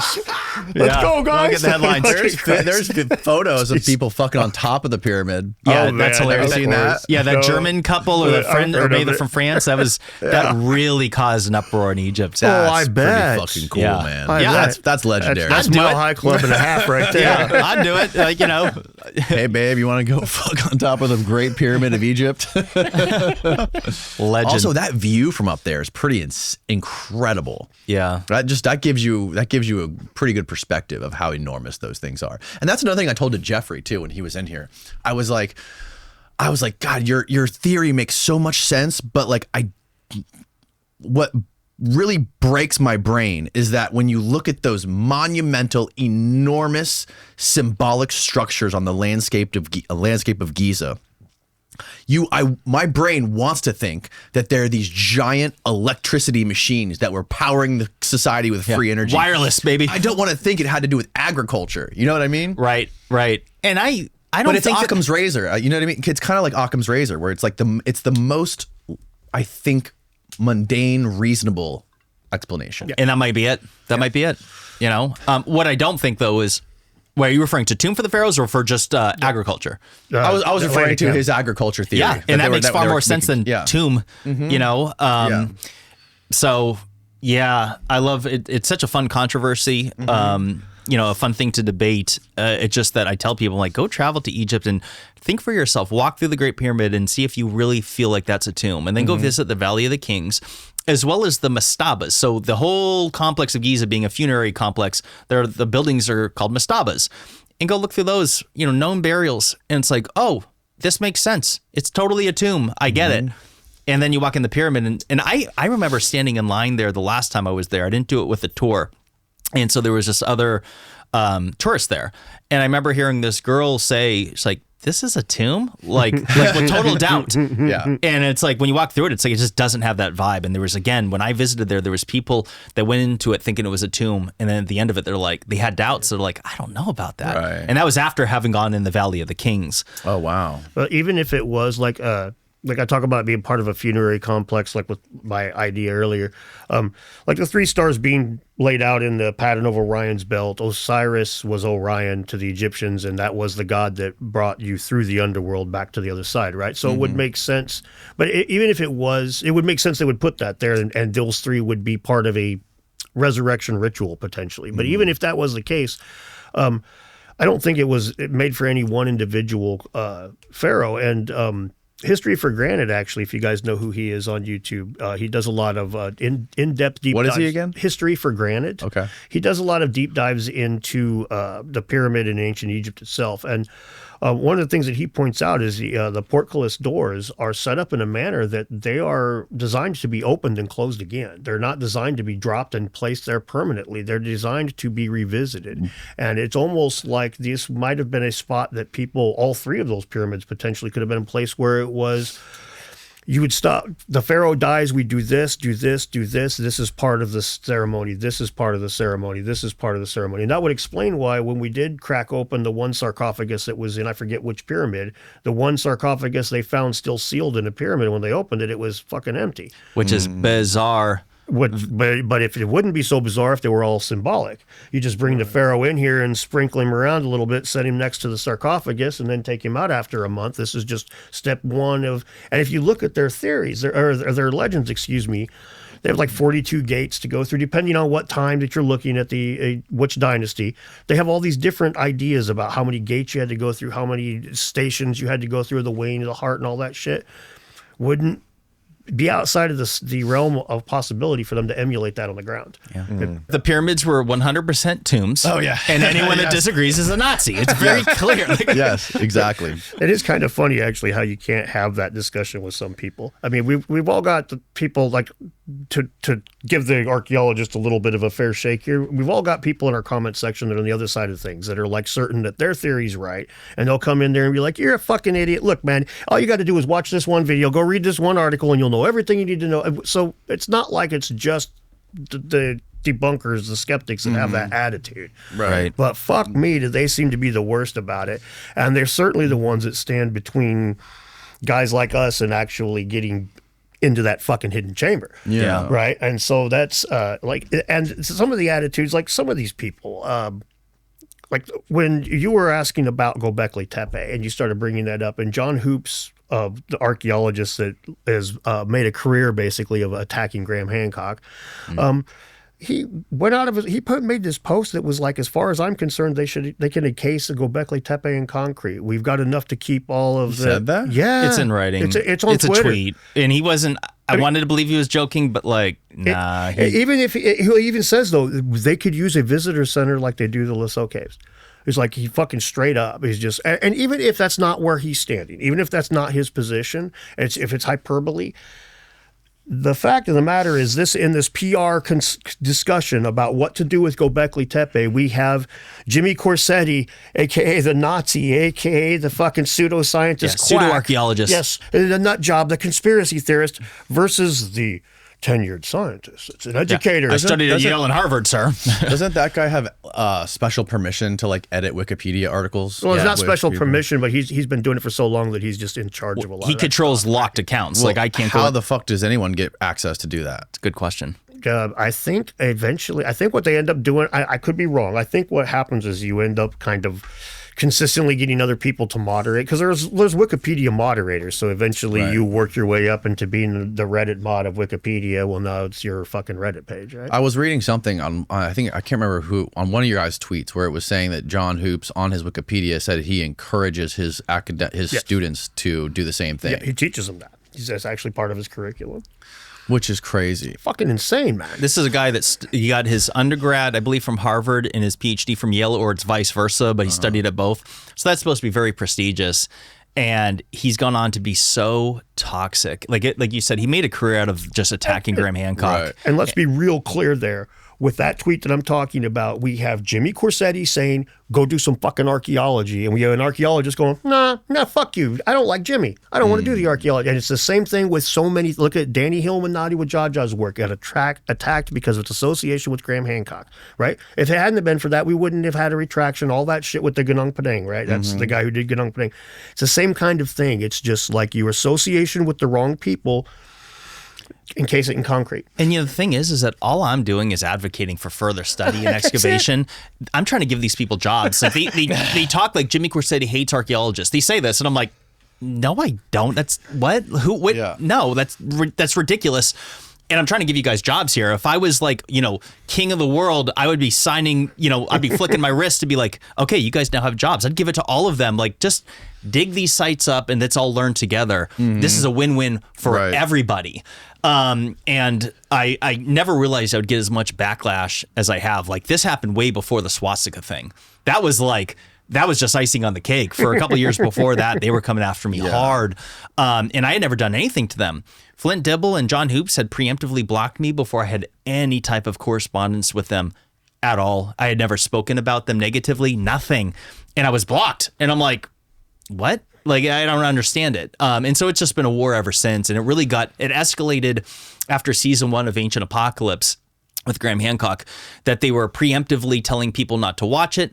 They were telling people to give it a thumbs down before it ever even aired. So let me just clarify that. Before it aired, they say that once it does air, hit thumbs down on it. And I'm like, you haven't even seen it. And I'm like, you're just trying to destroy that. Like, and even with like other people like Mini Man, who I have nothing against personally. I think his name's Milo Rossi. He has a channel called Mini Man. It has over 2 million subs. And he's more along the academic mainstream side. For example, he had done a whole expose on debunking Graham Hancock. He said, I watched Ancient Apocalypse, so you don't have to. That's the title of the series. And he got many millions of views. Oh, I have heard of this guy. Yeah. And he's a young gentleman. And I think highly of him. Him and I disagree on a lot of things, but I like his spirit. He's highly engaging. Yeah. He would be somebody to bring on this podcast. Like, talk to him. I like him, even though I don't think he likes me. I don't think he no longer likes Dan. Yeah, me and him used to get along well, but the whole Flint Dibble debacle and so the thing about Flint Dibble is so interesting to me, right? Like, the YouTube comments are such a fascinating thing. It's wild. It is incredible. Some people hate them. Some people love them. I think they're super fascinating because a lot of times if there's an overwhelming opinion in the YouTube comments, there can be a lot of truth to it. I see it in my own videos. But also, another thing that's true at the same time is there's a pylon effect on YouTube where some people, where there's all these comments saying the same thing. Somebody doesn't want to come in and who thinks differently and state that they think differently and just get attacked. They want to go with the flow, what everyone else is saying. There's like this weird thing. And when the Flint Dibble Graham debate happened, I watched that. Before reading any comments, I listened to it and I was like, wow. I was like, Flint is compelling. Like, Flint, I was like, wow, he body bagged Graham. Like, that was my gut reaction to it. I'm like, he was fucking taking things that Graham was saying. He was finishing Graham's sentences. He was filling in the gaps, giving context to shit Graham was saying. And then I felt like Graham was like on his heels the whole time, then trying to come at him with the he was saying that Graham was like accusing him of being a Nazi, which bullshit. I think that's completely shitty of him. I hate that. But like, I felt like he didn't have the evidence or the knowledge to basically combat what Flint was providing, the evidence that Flint was providing. Then I read the comments and I was like, am I retarded? Am I seeing something that no one else is seeing? Like, what's going on here? And then when I had Flint on, the amount of backlash that I got from having Flint on was unbelievable. I saw that and I didn't like that because I'm like, props to you for bringing him on. Like, Flint and I think very differently. And in fact, I think Flint hates me. I don't hate Flint. But like, props to you for bringing him on. Because you got like all kinds of backlash for that. And it's we have a what was that? Our Discord, Steve? Discord moderator. Oh, we have a guy who created our Discord, right? Who like did it. We didn't pay him or anything. He did this like for free to help us out because I guess he was a fan of the show. And then he built this crazy Discord thing for our Patreon community, which was great. And then when we released that Flint Dibble podcast, he went and like basically deleted everything. He like wiped out our whole Discord and then left. Oh, wow. That's how passionate these people are about this stuff. And that shit's crazy to me. It's almost a religion, actually. It is like a religion, man. It really is. Yeah. I will say this about that debate. I bet you have a lot to say. It's fine. My impression of it is that Flint did not facilitate what I would consider to be an entertaining conversation to the mysteries. For example, they started talking about Yonaguni, the so-called underwater monument off the coast of an island from Japan. And are you familiar with this? It looks like steps underwater. Yeah. I remember it from the podcast. So that one is, I consider an enigma. I think that it was man-made of some kind, and if that's the case, it would have happened at least 12,000 years ago was the last time the site was above water. It doesn't look, and the reason why I think that it's not natural, and I've repeatedly asked for it, I've even gone and asked Robert Schock, I said, if this is natural, then okay, show me just one other site from anywhere else on Earth that even looks remotely comparable to this. It's been nothing but cricket since. But circling back to when they were having the conversation on Rogan, Graham brings it up. It was going to be a whole topic of conversation. Flint's like, this is just natural, the end. And like the conversation just moved right on. And I'm like, hold on a second. There's more to discuss there. So Flint, you know, I want to hear Dan's thoughts on this, because like that's no one has dived into this more than you. And then Flint, there was a part when they were discussing that those underwater structures where I think even Rogan was looking at it, and I think he was like compelled by Flint's description of it being natural. Even Rogan was like, yeah, this looks natural. Like, Graham, explain this. I don't remember it that way, but you could be right. I'd have to go. In places, the Yonaguni does look like it may well be natural. I mean, to play devil's advocate, if it did sink 12,000 years ago underwater, it's been underwater for 12,000 fucking years, man. Sure. It's going to have some natural looking shit, right? Sure. But what Jim was pointing out with that, Flint was not just dismissive of it. A better example of the same thing was when they talked about Gunung Padang and they were talking about the potential artifacts, the Kajang stone, and Flint just laughed at it. Literally laughed. And it's like, okay, ma'am, I talked about this before. Carl Sagan was a great science fucking communicator, and one of the reasons he was because he knew who his audience was. His audience was interested amateurs, and interested amateurs didn't come in there because they wanted to know the spectrometry of a star. They wanted to know about aliens and shit, right?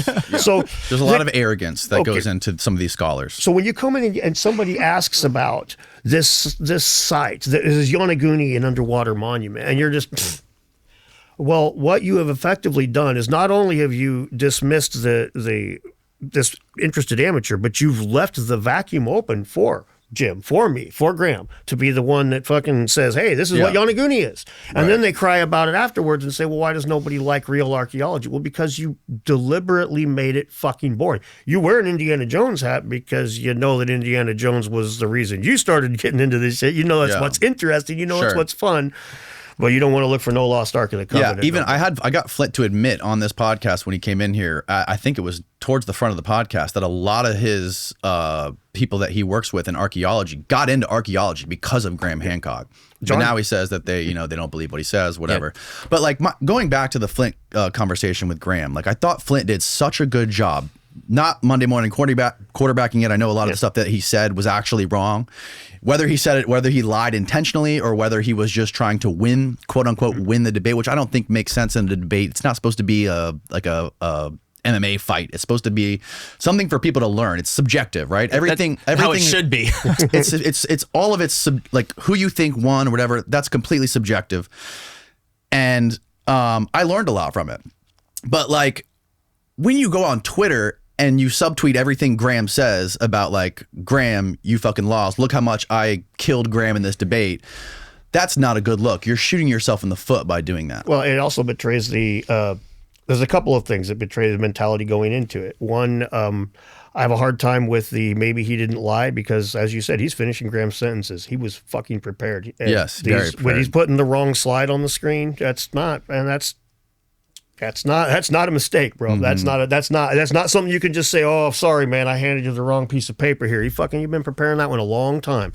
So there's a lot of that to begin with. But also in addition to that, that whole afterwards he posts the video right away talking about, oh, I'm feeling good. I kicked Graham's ass. Oh, check out this meme people. Okay. Like, come on. If you really did that good, let the people talk for you. You don't have to be the one pounding your chest. Why do you think that he had, do you think that mentality just immediately sprang into his brain after the debate was over? Fuck no. That thing was fostered there. Yeah. It's been there all his life. Yeah. I don't think he went into that with an open mind. I think he went into it to be combative. And to be honest with you, I felt like that podcast, like to have a debate that's engaging for the audience, I look at it like a dance. You need a good dance partner. If you're a good dancer, you need a good dance partner. And I feel like it didn't do Graham Hancock's 3 decades of work justice, and that he has shared numerous legitimate mysteries about ancient civilizations And that debate did not allow that to be showcased. I felt like there was just so many times that Flint had just scoffed off certain things through some giggling and some laughs that didn't allow the true mysteries that Graham Hancock has shown to the world for so many decades to flourish. I thought Graham did the best he could. And in my mind, I thought he won, because in my mind, I'm thinking like these mysteries of ancient civilizations have not been addressed. The mystery is still there. The part that bothered me the most, though, it's one thing to misrepresent certain data or whatever on things that people have said that he lied about. The part that bothered me the most was that he tried to portray that he hadn't associated Graham with white supremacy.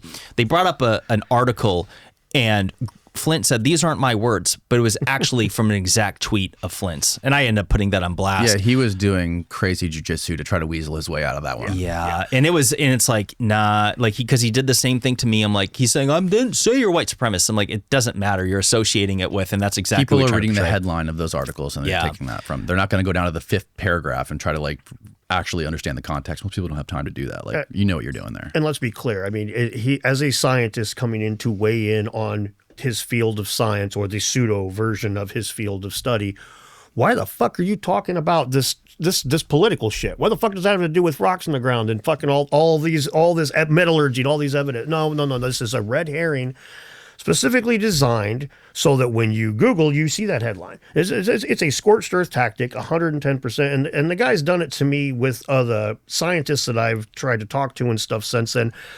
And it was Ed Barnhart was the guy I'd like to work with, but I know that some archaeologists have been hounding him and telling him that I'm a bad person, that I shouldn't be spoken with or whatever. And I know I've been told by other archaeologists that they want to work with me, but they're afraid to do it because of their career. So even other YouTubers that aren't archaeologists that are just like, I watched him the ice core specialist. I watched Flint in real time lie to him, say that Dan believes he's wanting this to prove ancient high technology exists, when he knows as well as you guys do that I don't believe in ancient high tech as far as that goes. So and he knew that before. Like I'm different than Jim.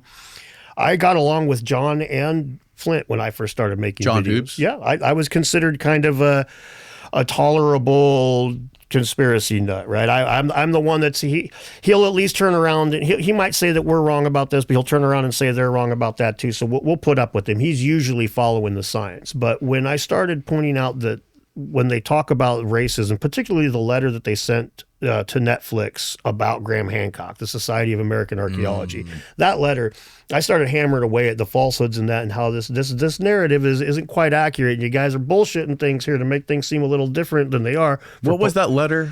They tried to get Netflix to make the documentary series a science fiction series. You want it relabeled from documentary.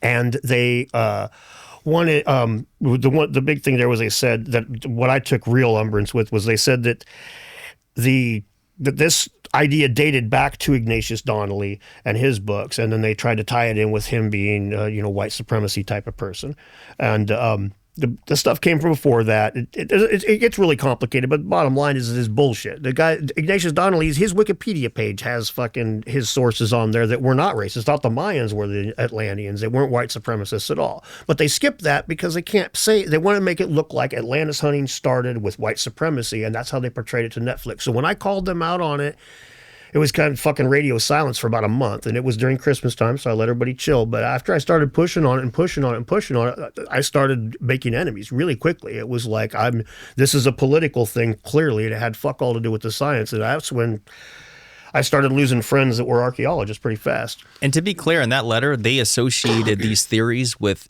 dangerous extremism. Yep. They have those words in there. Yep. And, far right and other things. And I'm like, that's going too far. That's not what this is. We're talking about the mysteries As you of the click on ancients. that blue link there where it says the SAA's letter, you can read the letter itself. See where it says letter in blue? It's short and it's short. This is the Scroll down actual to, like, letter. Scroll down to the in between two pages and you can read the spicy bit. Yeah. The host of this series repeatedly and vigorously dismisses archaeologists and the practice of archaeology with aggressive rhetoric, wildly seeking to cause harm to our membership and our profession in the public eye. Netflix identifies and advertises the series as a docu-series, a genre that implies its content is grounded in fact, when the content of the show is based on false claim. No, it gets worse than this. I don't understand This is mild. Okay. This is not the. This is Keep going. But this, further down. It is a documentary.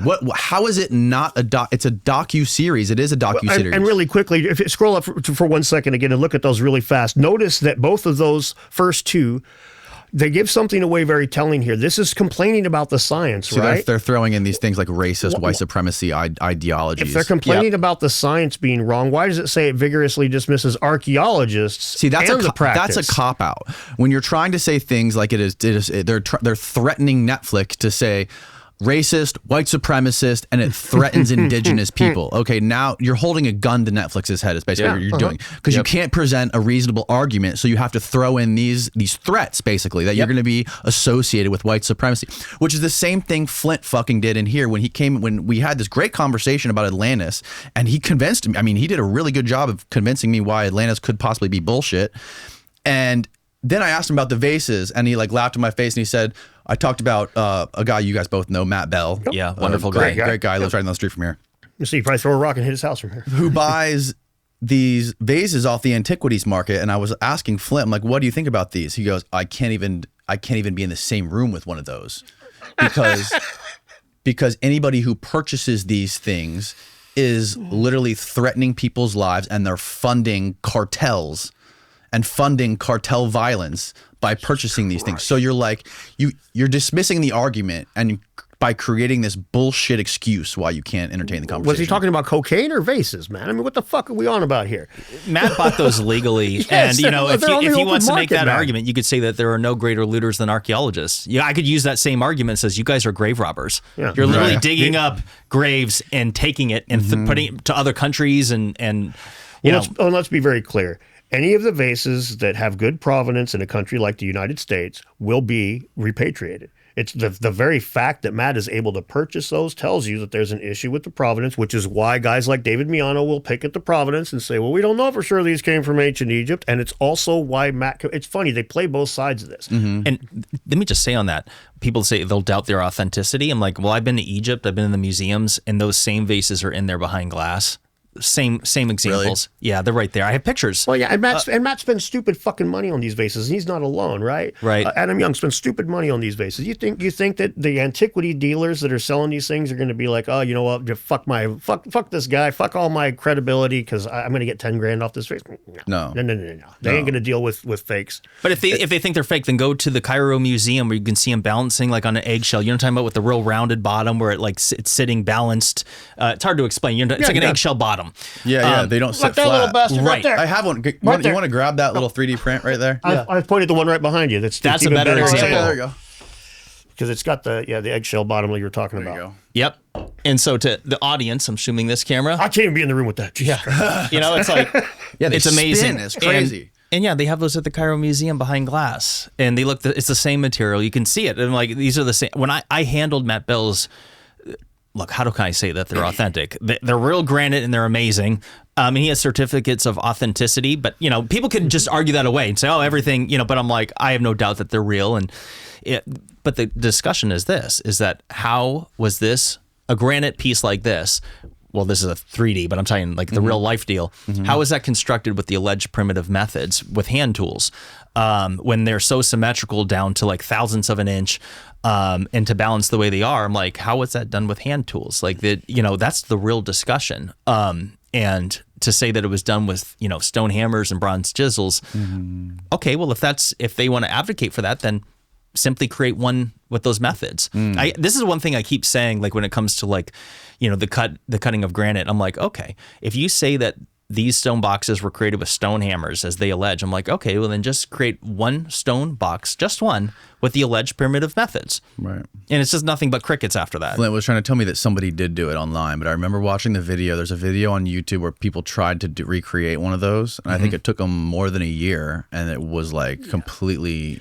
Yes, science. Unperfect. Not anywhere near in the realm of what these real ones are. So yeah, not even, and they still like they'll miss the hard parts, and it's like, okay, we all accept that granite can be cut with a abrasive. You use a copper tube and abrasive, and you can drill a hole in granite. I don't think anybody's going to deny that. So it's like, yes, you can make the blank of the vase with the fucking whatever. Oh, great, that's fine. Now make it precise. That's the where the rubber meets the road, and they consistently aren't doing that. And it's honestly, it's kind of embarrassing because.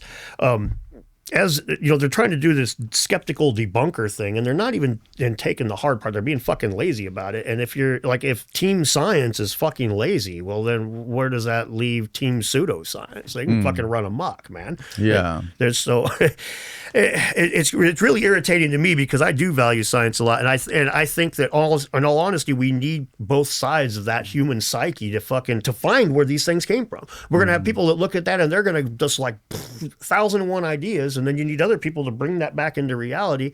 Between the two of them, you end up with an answer at some point. As it is, we have this disconnect. And when you remove the scientists from the discussion, or the skeptics from the discussion, you end up with, well, as I like to bring up a lot, Einstein famously said that the theory of relativity is almost unrecognizable to me now that the mathematicians have gotten a hold of it, right? Einstein, he writes the theory of relativity, and it gets fine-tuned and fine-tuned and fine-tuned and fine-tuned and fine-tuned at 1,000 different. He's got this idea that's generally accurate, and then it just gets beat into actual science. But it didn't start there. And not that he was a pseudoscientist, but he was more of a dreamer than the really hardcore number crunchers that followed in his wake. And it takes fucking both, man. That's all I'm getting at. And we're really eliminating half of it right now. They've eliminated themselves from the conversation. They won't be like Carl Sagan and say, let's talk about aliens. Pat us on the head if you need to, whatever. Sit down and fucking talk to us. They won't do that. They're just going to look at us down their nose. And so... Yeah. And then another thing they do is they try to, and I don't understand this argument, but they try to say that saying that the Egyptians didn't build the pyramids like racist to Egyptians. Like, how does that make sense? It doesn't. If it was just an older version of the same people, it's just you're saying it's your ancestors. It's not saying it's some white Aryan race did it. Right. That in my mind is I think that comes from a psychological. It's a cop out. They want to. A lot of these guys are really diehard lefties, and if you're anti-racist and you want to fight racism, boy, wouldn't it be serendipitous to wake up one day and find out the thing you went for school for just happens to be just miraculously aligned with combating racism.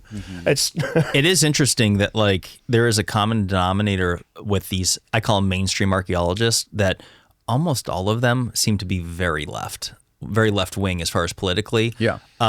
There's a common denominator there, and it's hard to know what to make of that, but there's something there. And if you want me to be as opinionated as I am, I look at hardcore leftism now. This isn't about equal rights. This isn't like, oh, let same-sex marriages or whatever. Like, that's not what it's no longer about. I look at hardcore leftism as this ideology of people that just trust a higher authority without doing the research themselves. And they just, like, they'll read the headlines. Like, someone asked me yesterday on Twitter, at what point will archaeologists admit that ancient civilizations were more advanced than we were taught? And I said, once CNN and MSNBC blasted as a headline. And then it'll be like, oh, now it's true. Because it seems to be like this herd mentality there. Because I can't wrap my head around, like, they can't even just utter out of their mouths the mystery of it. Like, going back to the debate with Graham Hancock and Flint Dibble, I'm like, at no point did it highlight the true mysteries of the Great Pyramid, which is that we don't know how they moved 80-ton stones 500 miles and lifted and stacked them 300 feet above the ground. Like, that's right there. Like, you know what I mean? I'm like, that. So people are like, oh, well, Flint debunked Graham. I'm like, but there's so many other mysteries that he has showcased for 30 years that are still outstanding and we don't know. Yeah. And, you know?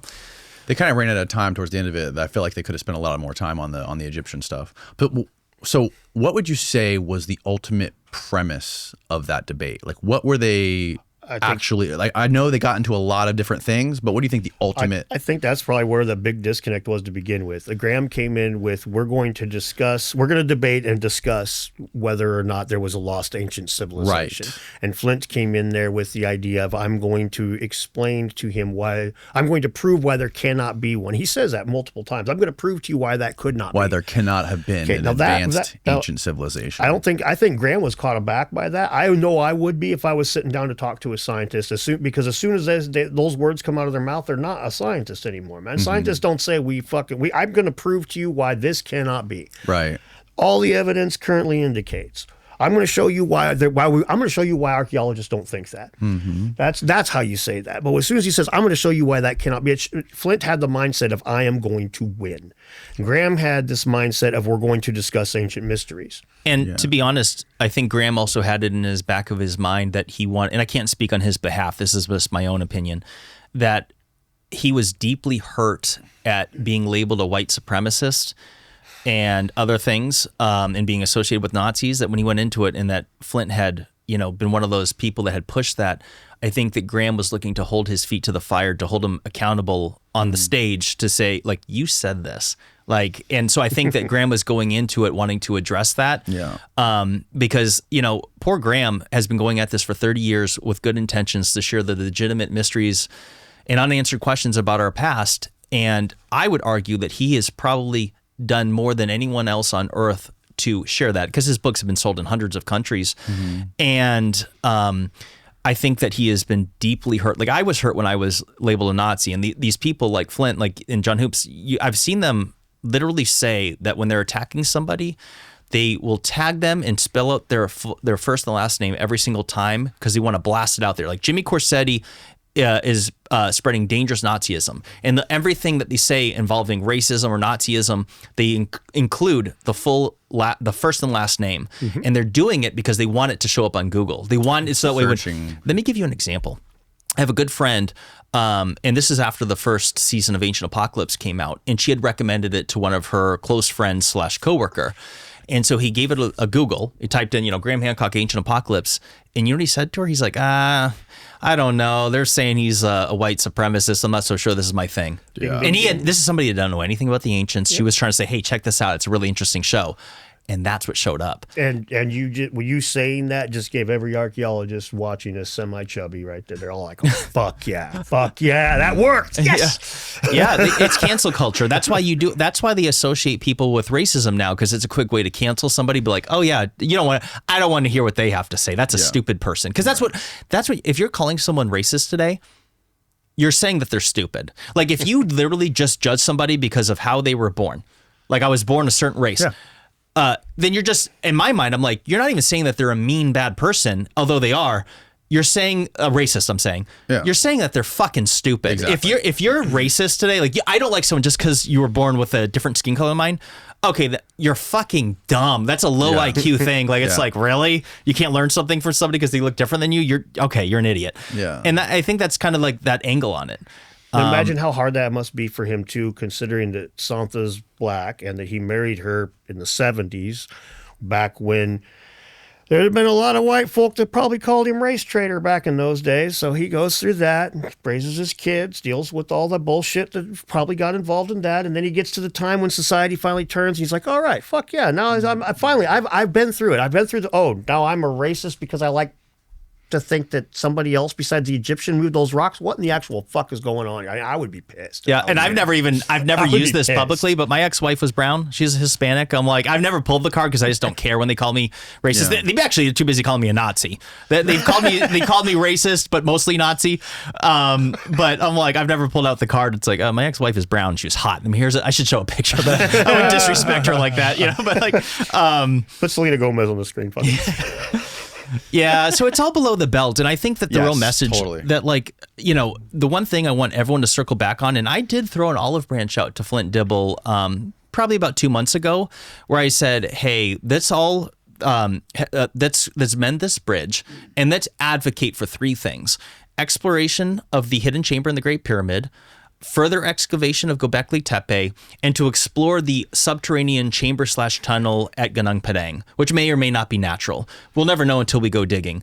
Those three things, I would argue, in my mind, are the three oldest and most mysterious ancient structures on Earth that still stand to have further exploration of them. Yeah. So why don't we all just put all the visceral stuff aside and just advocate for that. That's okay. Because what am I asking for? I'm trying to give them work. It's not going to be Jimmy Corsetti or Dan Richards that's doing the digging. They have to do that. And unfortunately he didn't bite back at that. And I was being sincere. I'm like, hey, I was literally saying let's squash the beef. I don't even want to get into it, but I apologized to Flint. He was very upset with me at different things that I had said to him in the past when we went back and forth. And I did apologize to him. And he rejected it. He said it wasn't public enough, that I didn't address all the things, and he just threw it in the shitter, and then he left me blocked on Twitter and went and talked shit about me just 2 days later. And I'm like, bro.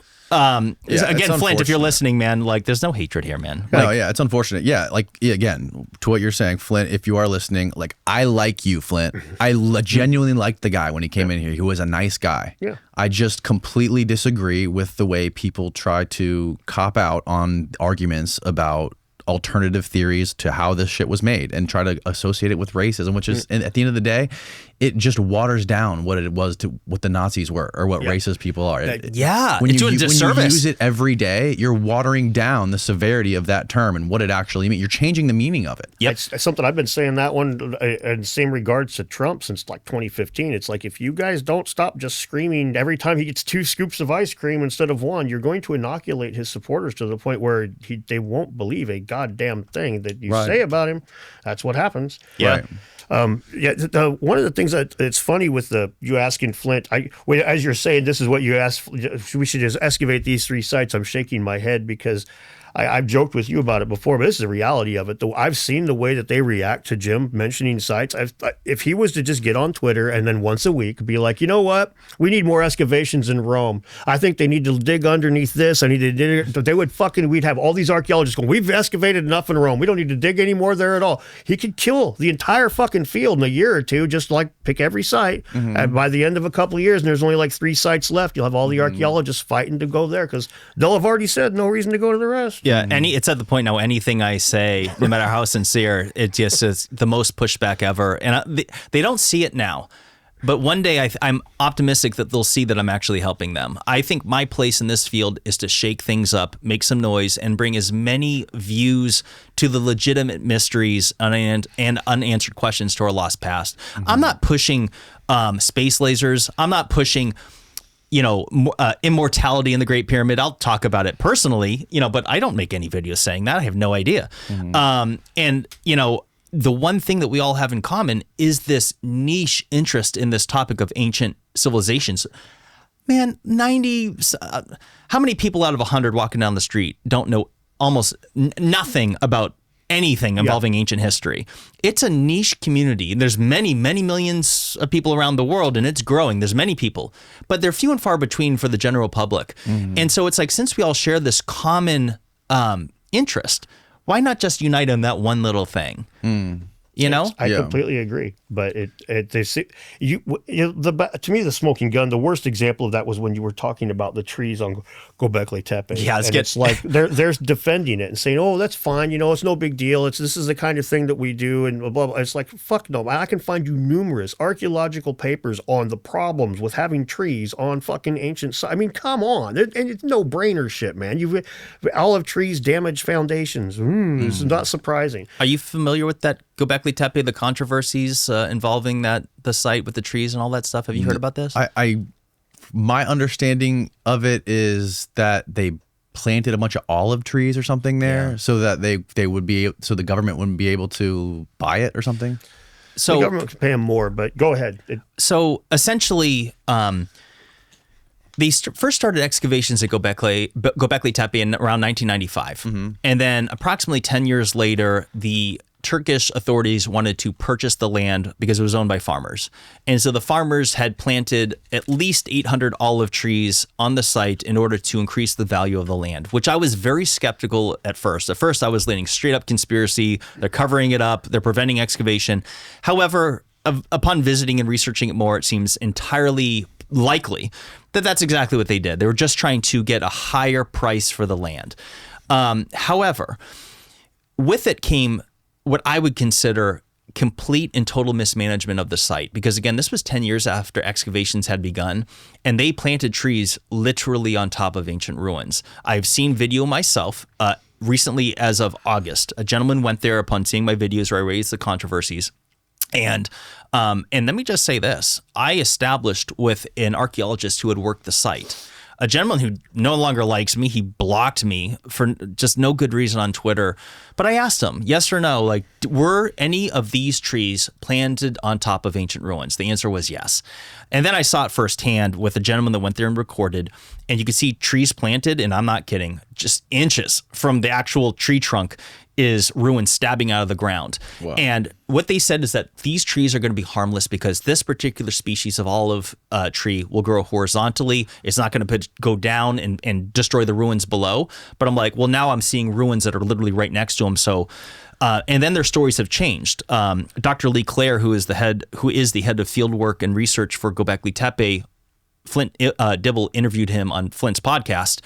And he has basically said that he's like, we're now monitoring these tree roots to make sure that they're not damaging the ruins. So essentially the story has changed. They said that these tree roots are not going to cause any damage. And now they're saying, well, we're keeping an eye on them. And now I'm seeing videos showing that, no, this is a problem. And if nothing else, let me say this. Never mind damage to the ruins. And to anyone listening, just understand that when any trees are planted in a municipal area, they have to make sure it's not going to stab a sewer line or electricity or, damage sidewalks. Like, tree roots are notoriously destructive. But put that destruction aside.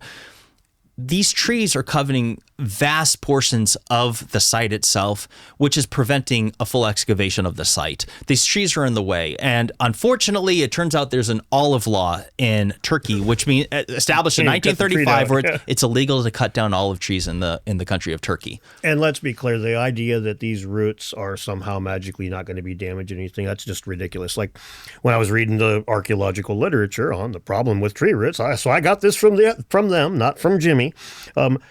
Tree roots follow water, crazily enough. So especially in a dry area like Gobekli Tepe, if, say, they built one of those enclosures around a well, which would be perfectly reasonable, that one's going to have tree roots shooting right the fuck down the thing. And the problems this can cause is, for example, in one place, because of that, it penetrates, you know what stratigraphy is, right? Okay, so it penetrates those layers, chops right through them. So there's a snail, for example, I forget the species, but in the medieval Europe, they use this snail to determine a timeline because it only shows up in certain areas in England after a certain date. But in areas where the tree roots punch through wells like that, it shows up before that, and it fucks their dating all up.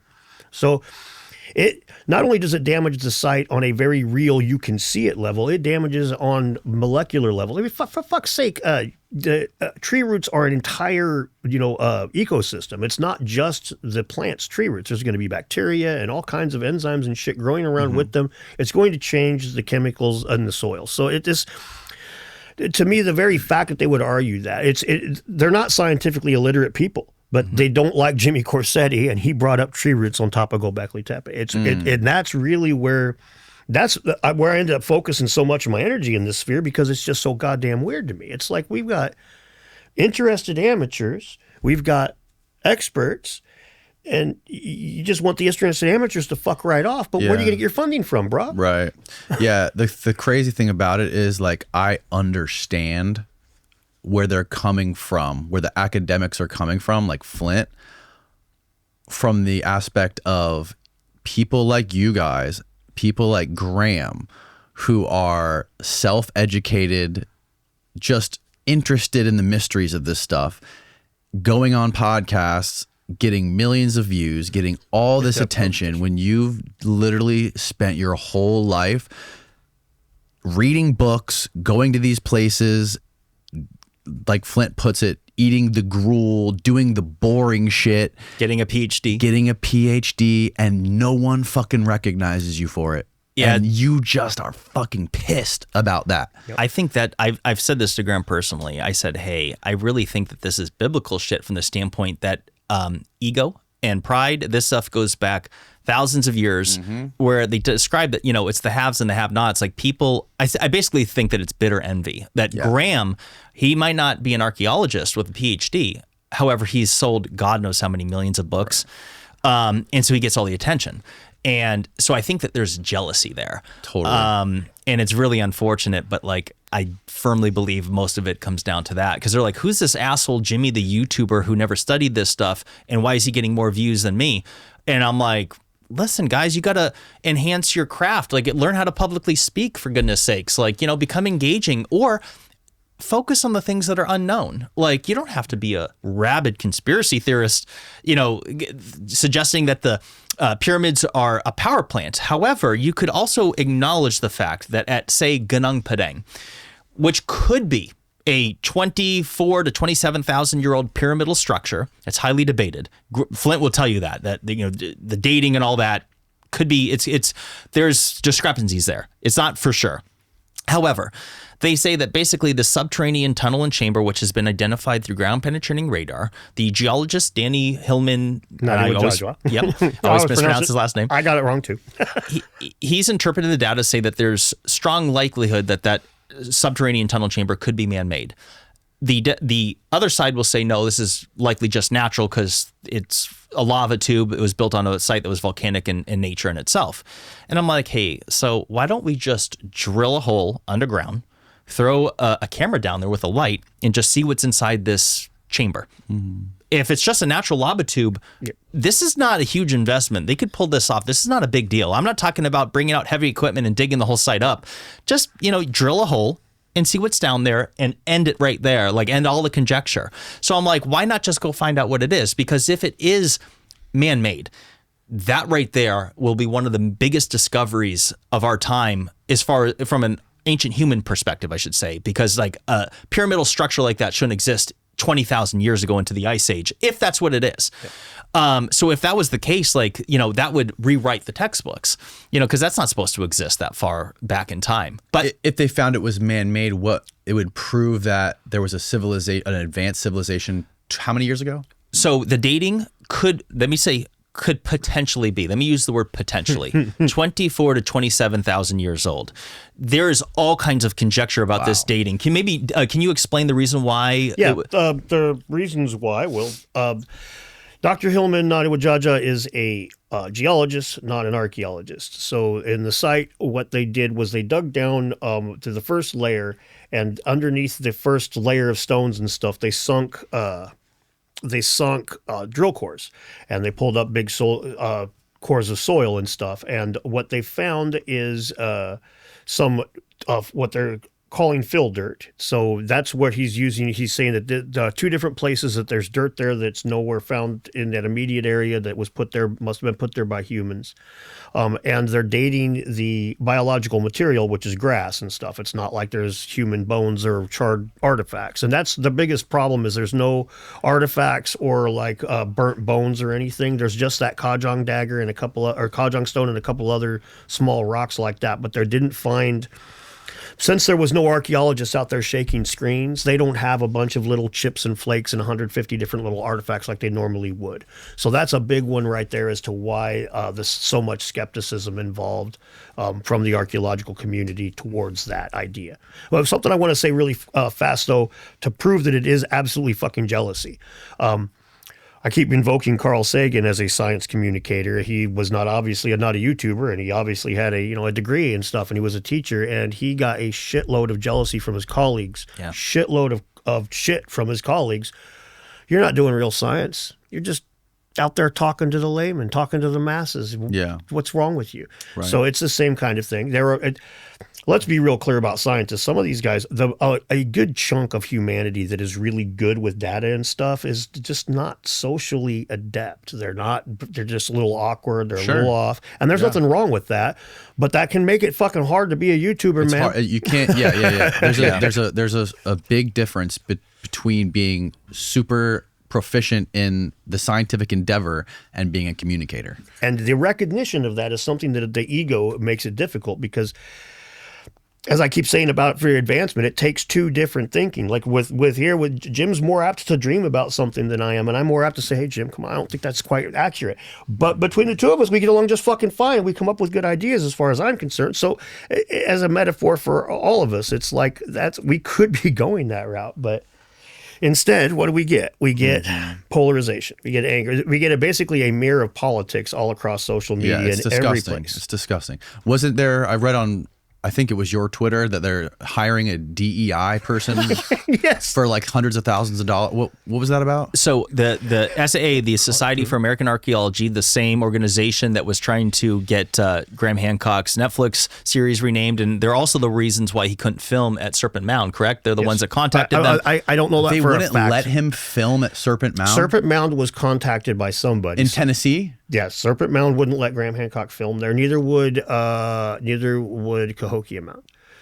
in Illinois. They wouldn't let him film. That same organization has posted just this month a DEI specialist position. I don't know what the salary is, but it's 4-year degree required.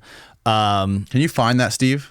I think it's on Jimmy's Twitter. Yeah, It's you just can so type in. funny to me. That's like when I retweeted that, I was like, the SAA, we're past being racist. Archaeology's no longer racist. We're past all that. It's you pseudo guys, blah blah blah. Also, the SAA, we need to hire somebody to help us not be racist. And DEI is literal racism. It's just blatant racism that you're going to give anyone preferential treatment. You know, it's like, oh, I'm going to favor someone because of their skin color. Like, that's no. racism. There's no, it should be colorblind and merit based. Yeah, 100%. There are times when it comes to archaeology, I'd look at it. Not that crap. I just you said DEI, right? Yeah, type in. DEI. Yeah. That's not showing up. Type in. It's on there, bro. Just keep scrolling, you'll see it. It's just shocking to me that they would be doing that now. When Yeah. it seems like there's a huge, the pendulum is swinging. Right there. Second middle. Yep, Right there. Boom. There we go. DEI specialist for Society of American Archaeology. Posted on January 6th, 2025.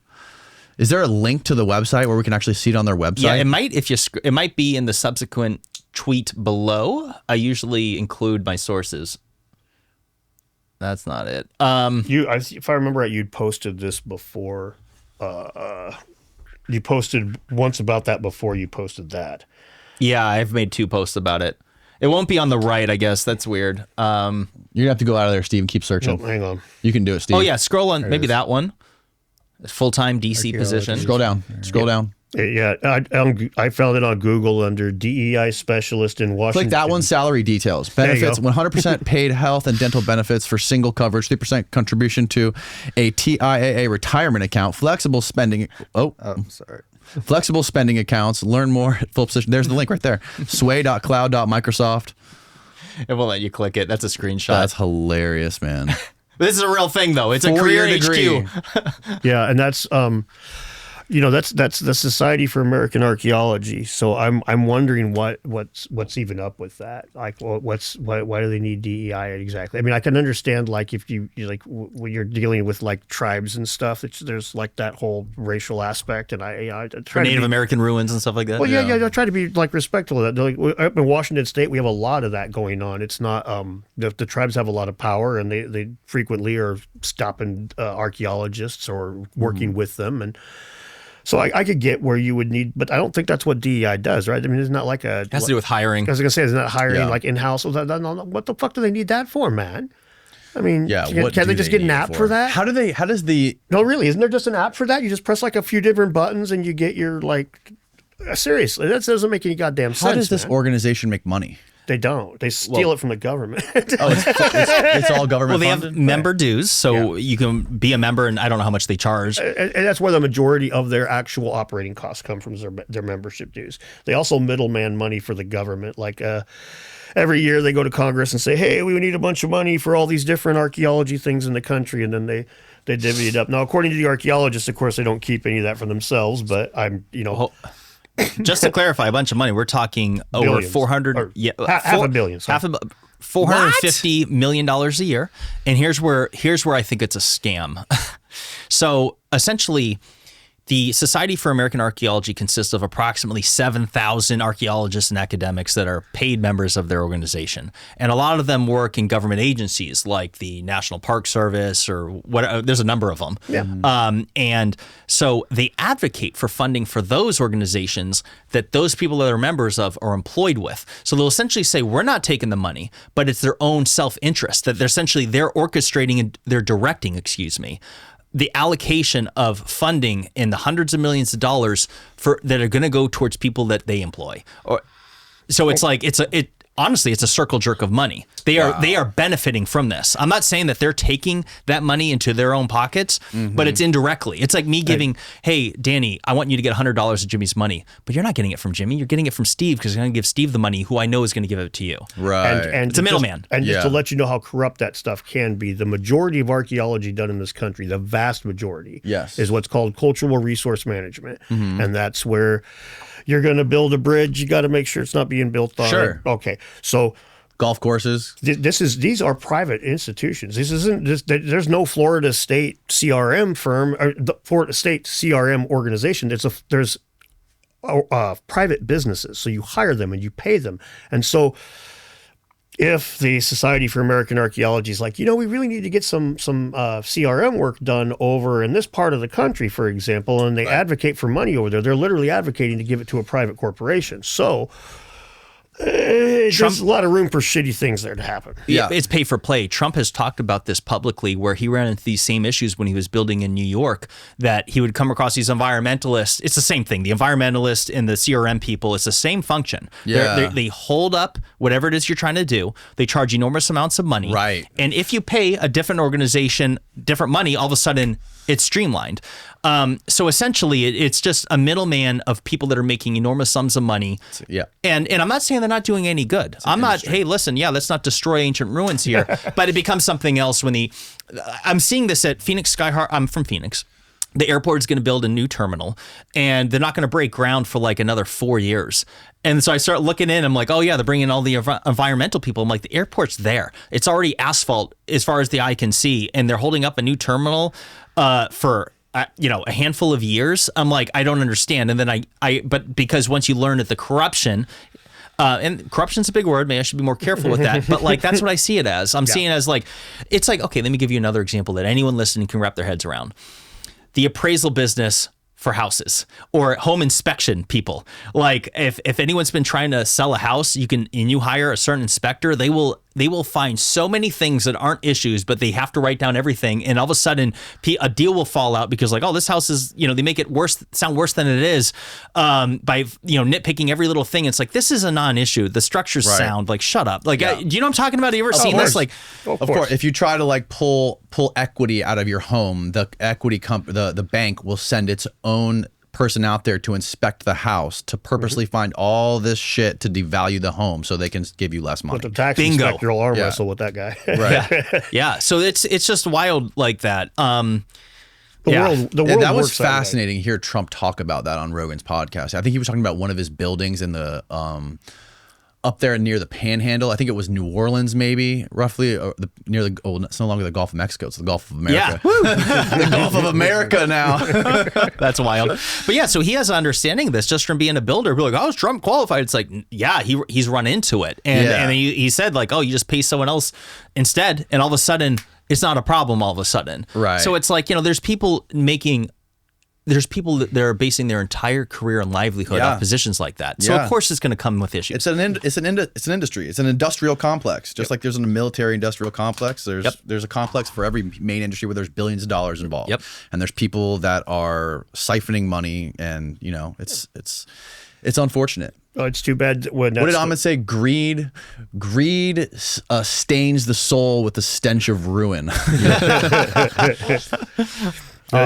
It's too bad you can't really get it out of science even, but it would be nice if we could at least remove some of that corruption from just the basic stuff. I mean, you're always going to have corruption like that. Like I worked as an electrician for a long time, and I've seen it 1,000 times where a homeowner would be like, I can do this on my own, but they're building a really rich home and the guy's clearly a white collar guy. And so when the inspector comes in, he looks at the guy, he's like, you've got the money to hire one of us. I was an electrician for 20 years or I wouldn't be a fucking inspector. You got the money to hire one of us and you didn't.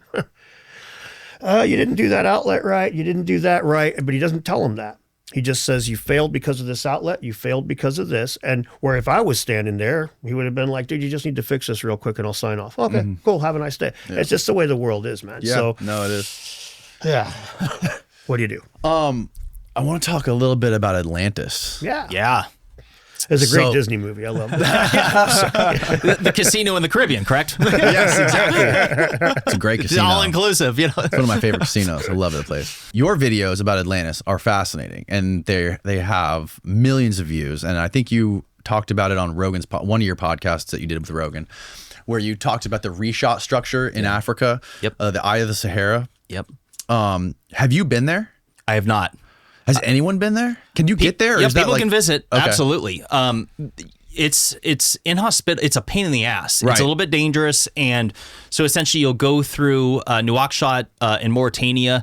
This is in the Western Sahara. And yeah, you could rent a car and go out there, but you need to bring all your own supplies. Right. There's no gas stations on the way. There's no water. It's inhospitable. I was in the deal to do a one of the reasons why I haven't visited is that there was a deal that I was under for doing a documentary there, which, long story short, did not materialize. But basically, I came across a documentary back in 2018 called Visiting Atlantis by George S. Alexander and Natalis Rosen.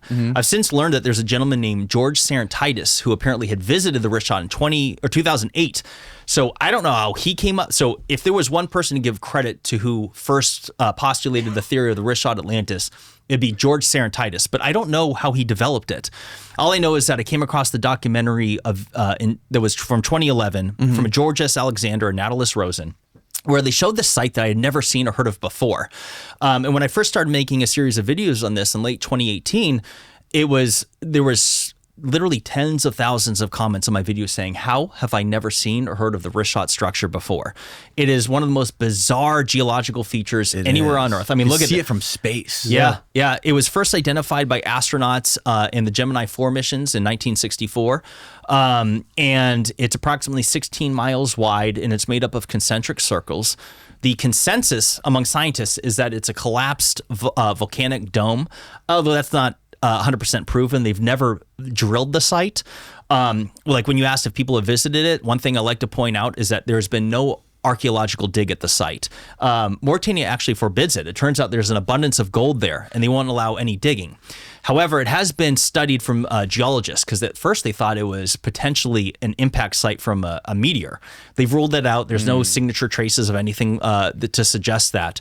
But I consider this to be by far the most likely location for the lost capital city of Atlantis. And I point out capital, that's the key there, because Atlantis was said to be a king or an empire made up of 10 kingdoms. And the capital was said to be made up of concentric circles, 3 that would be of water, 2 of land that would match the Richot if it had water in it. An opening to the sea at the south, and right there, that is a southerly facing opening that you can see in the lower corner right there, to the right, right, a little to the left, right, bang, yeah, right there. It's also made up of red, black, and white color stones. It had a mountain to the north that just so happened to be called the Atlas Mountains, which was said to be the very first king of Mauritania. And it turns out that the very first king of Atlantis. And it just so happens that the first king of Mauritania was also named King Atlas. And basically, there's more than a dozen similarities, which I consider to be the most consequential similarities to what was described of Atlantis. And it's just incredibly fascinating. The theory that I have is that the reason why it no longer exists is that it was bulldozed in some sort of catastrophic fluvial erosion. I know Randall Carlson does not think that this is the site of Atlantis. However, I wanted to ask you about that. Yeah. However, he did say that, through him studying this, that there's evidence of at least multiple fluvial events that may have happened over this site to essentially obliterate it and collapse the volcanic dome. You can see signatures of salt or natron that is in the white blemishes along it, which I have suggested is evidence that seawater had settled and later evaporated there. It is just bizarre. How would one go about determining whether this was or was not a collapsed volcano? To be honest with you, so I've looked at pictures of other known volcanic domes that have collapsed, and they don't look like this. Well, there's nothing on the Earth that looks like this, is there? And so I'm not a scientist. The consensus is that's what it is. But, if you look up, collapsed volcanic domes, nothing anywhere on Earth looks even remotely similar. Like you can see evidence where things had collapsed and looks different, but not the concentric circles. It's truly bizarre. What are your thoughts on this theory?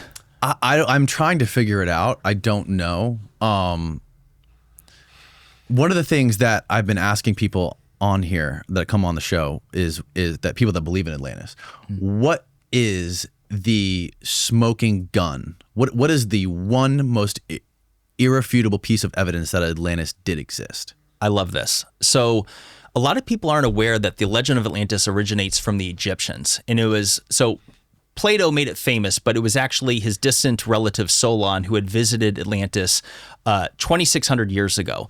And what's so interesting is that he had said that the Egyptian priest had said that Atlantis was destroyed 9,000 years earlier. And when you add 2,600 plus 9,000, that's 11,600 years ago, which coincides precisely with the Younger Dryas climate catastrophe of 11,600 years ago, where there was a massive shift in temperature on Earth, a rapid end to the last ice age. And I'm like, what an insane coincidence to be so specific to say 9,000 years. It'd be one thing to say, oh, this was 10,000 years ago. But 9,000 years, 2,600 years ago coincides precisely with we know scientifically of this Younger Dryas climate catastrophe. What caused it? That's the debatable part. Whether it was an impact, a pole shift, sun cycles, whatever it was, that's the debatable part. However, there was, mass die-offs of various animals at that time, rapid rise of sea levels. And so I would say that more than anything, in my mind, goes beyond a coincidence. And then you have the site called the Richat structure, which just so happens to match such specific characteristics. Like when it says, made up of concentric circles, specifically 3 of water and 2 of land. And who said that? So here, it comes from Plato. Okay. The legend was passed down from his uncle of 6 generations apart, who had written about it, it made its way to Plato, and then he communicated it in his the Critias and the Timaeus. So he didn't know Solon. He had died 100, 200 years earlier. Right. So this is where people will debate. I'm like, well, how reliable is this? Right. It's like the Bible, right? It's like it's like the people who wrote the Bible, the canon, right? Is written. It's shit that wouldn't hold up in court, essentially, right? It's people about writing about things that happened with no witness testimony, and shit that happened hundreds, if not thousands, of years prior, right?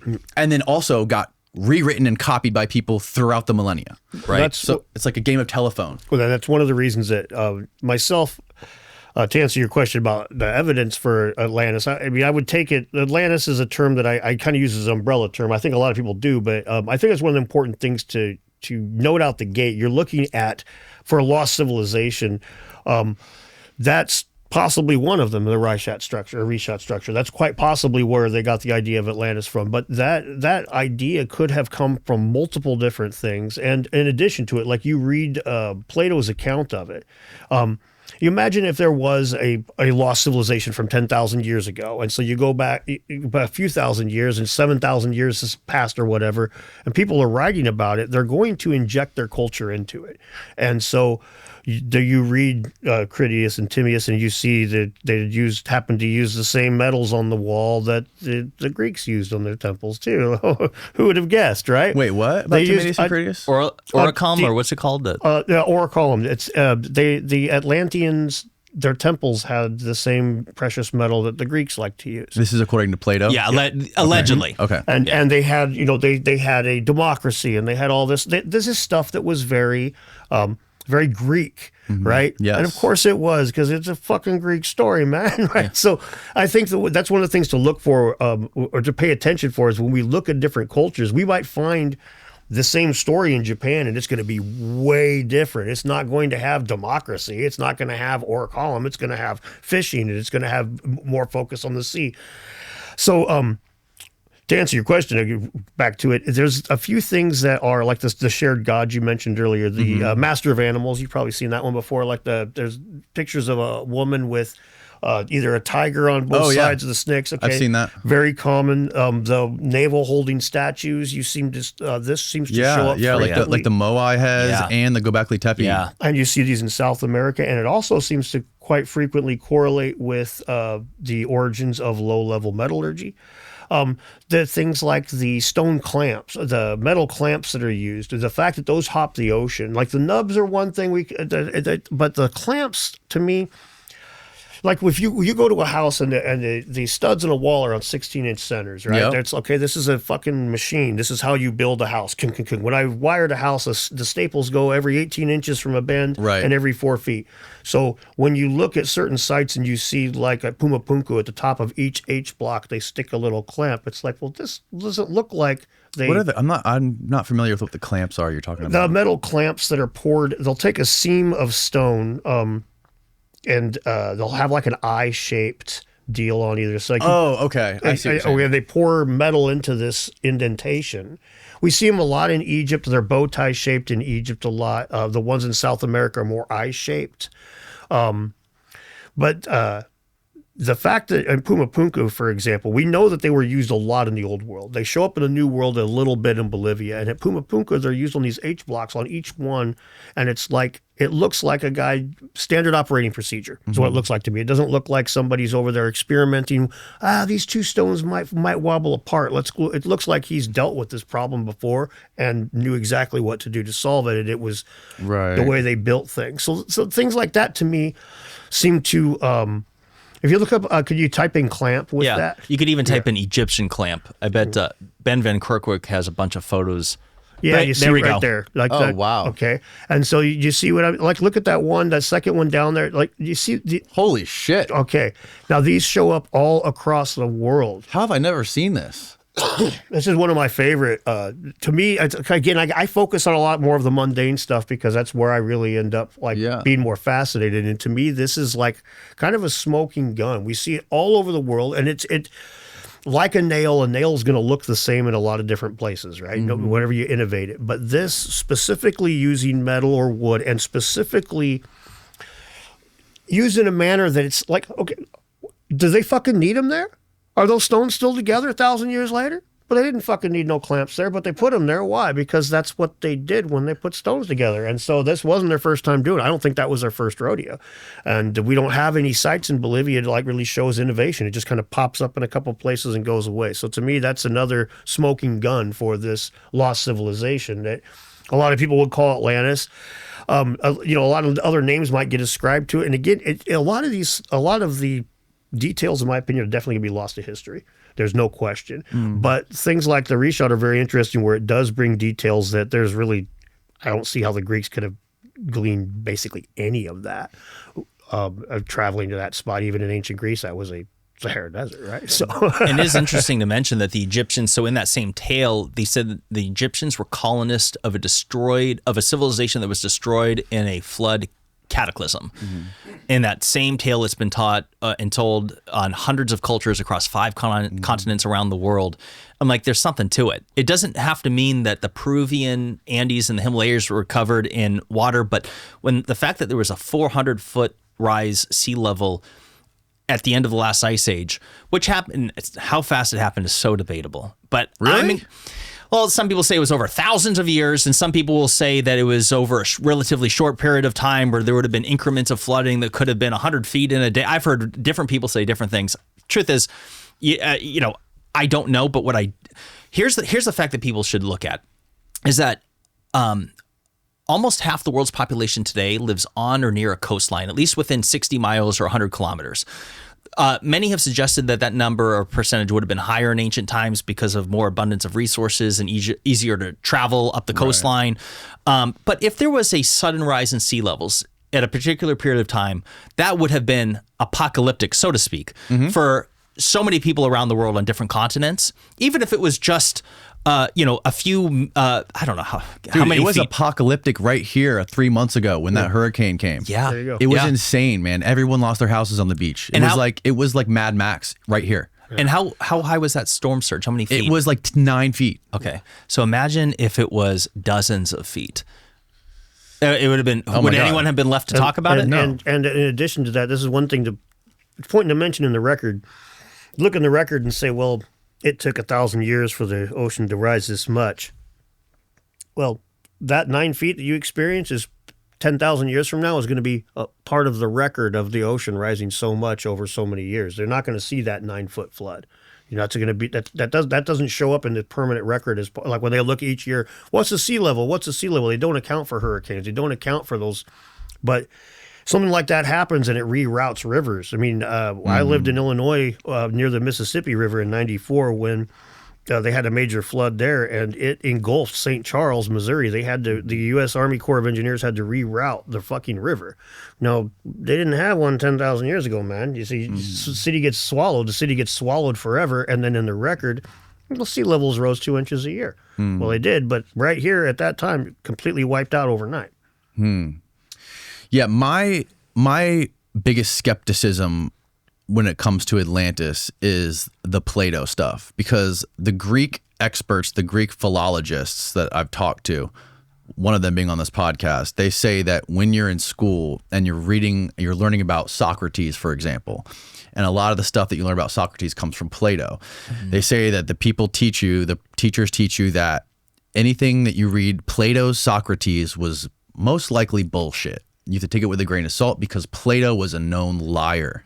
He wasn't, They say that. He wasn't a historian. He was a philosopher, and he came up with hypothetical thought experiments like the cave. And it seems plausible to me that, like in the Timaeus, that when they're talking about this war between Atlantis and Athens, is that it was some sort of hypothetical war game that they were trying to play out. And Atlantis was like a philosophical allegory, the same way Plato's cave was. Yep. And Plato, Aristotle obviously said a lot about Plato being a liar. And there's like Homer, like Plato was big into censorship. He wanted Homer to be censored. He wanted to restructure society in a better way that was based off of like the philosophers' ruling and all this stuff. So there's definitely, that's interesting to me.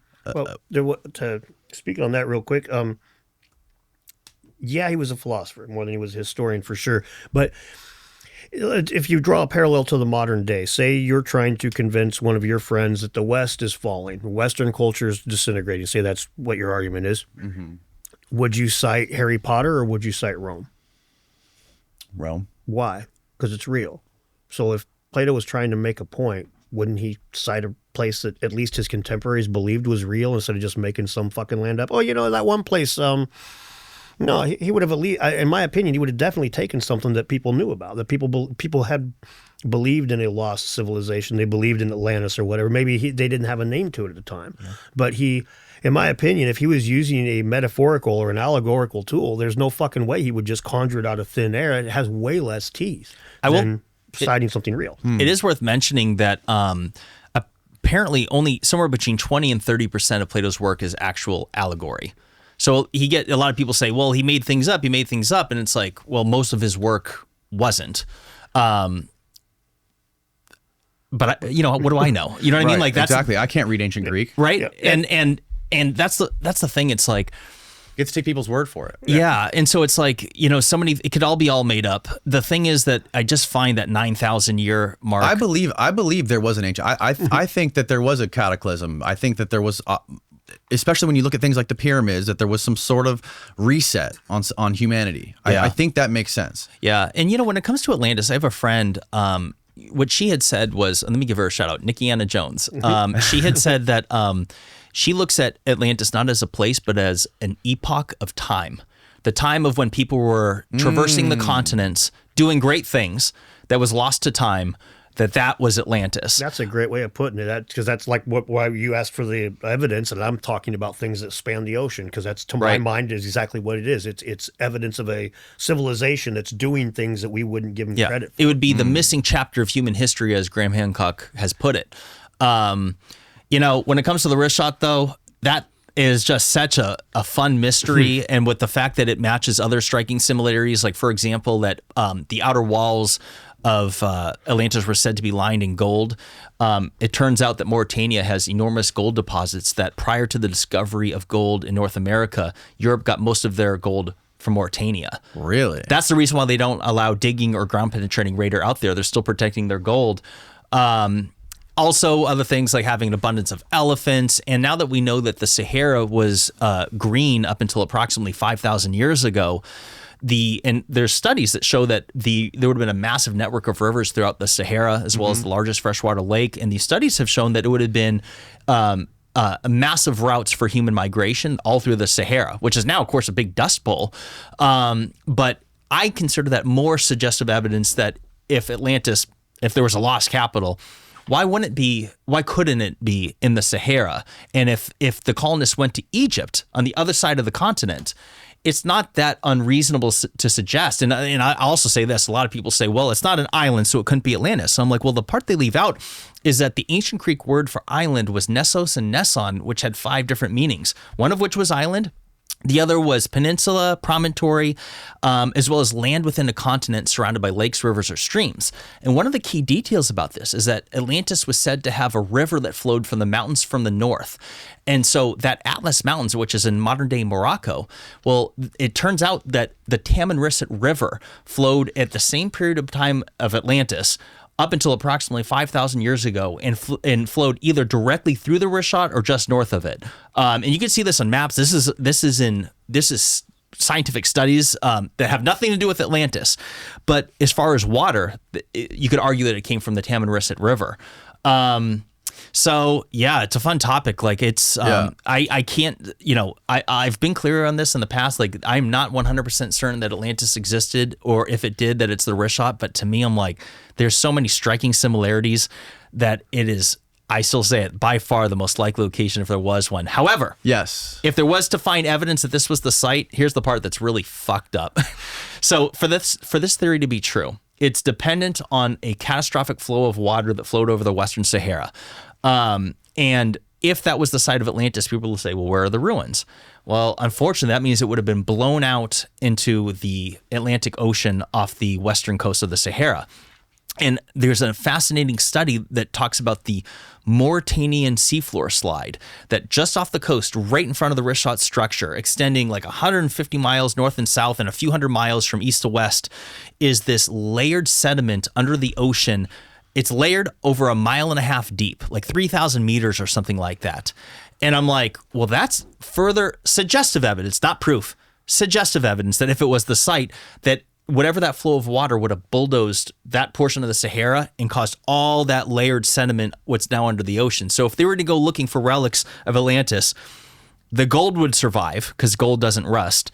And it'd be a task for seafloor mining people that look for gold off the coast. Wow. But that could be a needle in a haystack. This may never be known. But if they were to find abundance of gold in that seafloor slide, I would say that would be, I don't want to use the word smoking gun, but that would be probably the only way to figure it out. I imagine.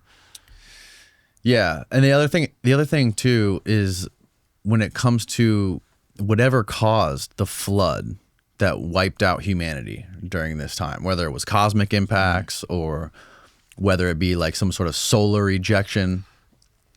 The one idea that I kind of talked about with Randall a little bit, and I know you've talked about it before, is the pole shifts. Yeah. Where like if there is a huge, and I can't really remember exactly what he said, so I'm going to butcher it, but he said like if the ice cap is really, really big, it's going to hold down the Earth's crust. Isotopic rebound is what he says. Isotopic rebound, That's what it was. And when it gets smaller, it kind of offsets the balance of the Earth's crust somehow, and it causes a little bit of a wobble. Yeah, and it's like a sponge effect that the crust will rise again. My wild theory is that, because it's interesting. You have Graham Hancock, that's very a big proponent of the cosmic impact hypothesis. You have Robert Schoch that disagrees greatly and says it was a solar outburst. Isostatic. What did I say? Isotopic? Isotopic, yes. I was looking at it going, wait a minute, what's he getting wrong? Okay, yes, there it is. Isostatic, thank you. Yeah, no problem. And then you have other people suggesting a pole shift. And I'm like, so there's no smoking gun evidence for any of these individual things. However, there's strong suggestive evidence for each one of them independently. Not enough to conclude it. So let me give a shout out to Ben Davison of Suspicious Observers. Are you familiar with Ben? I've been trying to hit him up for years. Oh, well, let me text him, and I can't imagine why he wouldn't want to partner with you. Great guy, by the way. I think he got back to us once, but he was busy. Okay. Yeah. I know he's, it's not for me to say, but I know he's a single parent. He's got a lot of things going on. I know that. Fascinating channel. I've been watching his stuff. So what if it's all the above. That essentially there was a pole shift. And one thing that he informed me of is that there was something called the Gothenburg pole excursion of 12,800 years ago, which is the same period of time as the onset of the Younger Dryas that went until about 11,600 years ago. And I'm like, I've never heard of this. There was a geomagnetic pole excursion 12,800 years ago. Why? How haven't I heard of this? And this study goes back to the 70s. And so here's the theory that I would, if I had to suggest, is that everyone's correct, that with that pole shift, it caused a diminishment of the Earth's shields. The atmosphere diminished, which made us more susceptible to solar activity as well as cosmic impacts. And if the pole shift happened, let's say 12,800 years ago, and then maybe 11,600 years ago, there was the cosmic impact. And somewhere in between, there was a solar outburst, because the Earth's surface will be more susceptible to solar activity as well as cosmic impacts. What if it's all three of them? Which, I'm sorry to say, that means that the Earth is if this was true, the Earth is far more volatile than any of us even wanted to believe. That means that like there's periods of time in Earth's history where it's like really, really bad. It's like, but that would explain why all we have left is stone and these unanswered questions. Right. That it's so much worse than people imagine. And although Ben Davison doesn't identify with continental crust displacement, it's still possible that during a pole shift, if it's caused by the internal movement of the iron core in the middle, the liquid iron core, and then the liquid molten core that's in the mantle, it's said that that's what causes a pole shift, is that it's the movement of the iron core, and how significant It softens a little bit or it's something? already soft, it's liquid, but it moves. And essentially, it's a difference between a full-on pole flip, which does happen occasionally in Earth's history, but geomagnetic pole excursions, which are a partial pole flip, happen intermittently. Not consistently, but there's evidence of going back every like 12 to 13,000 years. I'm going to make a compelling video on this in the next couple months. But basically, the idea is that if let me give you an example that we can all wrap our heads around, is earthquakes. Some earthquakes originate in the crust when there is movement in the crust and it causes an earthquake, and others originate in the liquid outer portion of the mantle. If something happens inside the Earth's core and we're floating on top of it, is it really that unreasonable to suggest that it wouldn't cause cataclysm on the surface, whether it be through earthquakes, continental crust displacement, which, let me just say, mainstream science totally disagrees on this. This is total pseudoscience. Okay. They do not agree with what I'm saying at all. Let me be clear. But it's still possible. And as well as what am I looking for? Supervolcanoes. That's another enigma we don't fully understand. However, at certain periods of time of known geomagnetic pole excursions, such as the Toba super eruption of approximately 72,000 years ago, which is what the fossil record shows that humanity may have been diminished to just a few thousand people worldwide. That just so happens to coincide with a geomagnetic pole excursion. Now, I'm only connecting the dots. This is not proof, but what if that's what causes supervolcanoes, or one of the things that it's the internal movement, rapid internal movement of inside the Earth's core, and it causes displacement on the surface, which... Go ahead. Oh, no, that's my point. Oh, no, I was just going to use the Earth crust displacement theory is what you're talking about. That is that's not accepted science, but the model of it, Charles Hapgood, the best explanation that I've ever heard is if you think of a core, or if you think of an orange that's detached from the peel, and if you think of it as the Earth's crust and the Earth's core, and you imagine the peel shifting over like you're spinning it on a string, and then it just shifts a tiny little bit. That's your Earth crust displacement. And that's where you end up with it. The idea is you end up with different pieces of the Earth on the poles. Like the entire crust shifts. Chicken Little sees the sky fall because the stars dip. Like the whole, that's Earth crust displacement. Einstein was even working on it with Hapgood back in the 50s, but it has lost out to tectonic plates and all that stuff.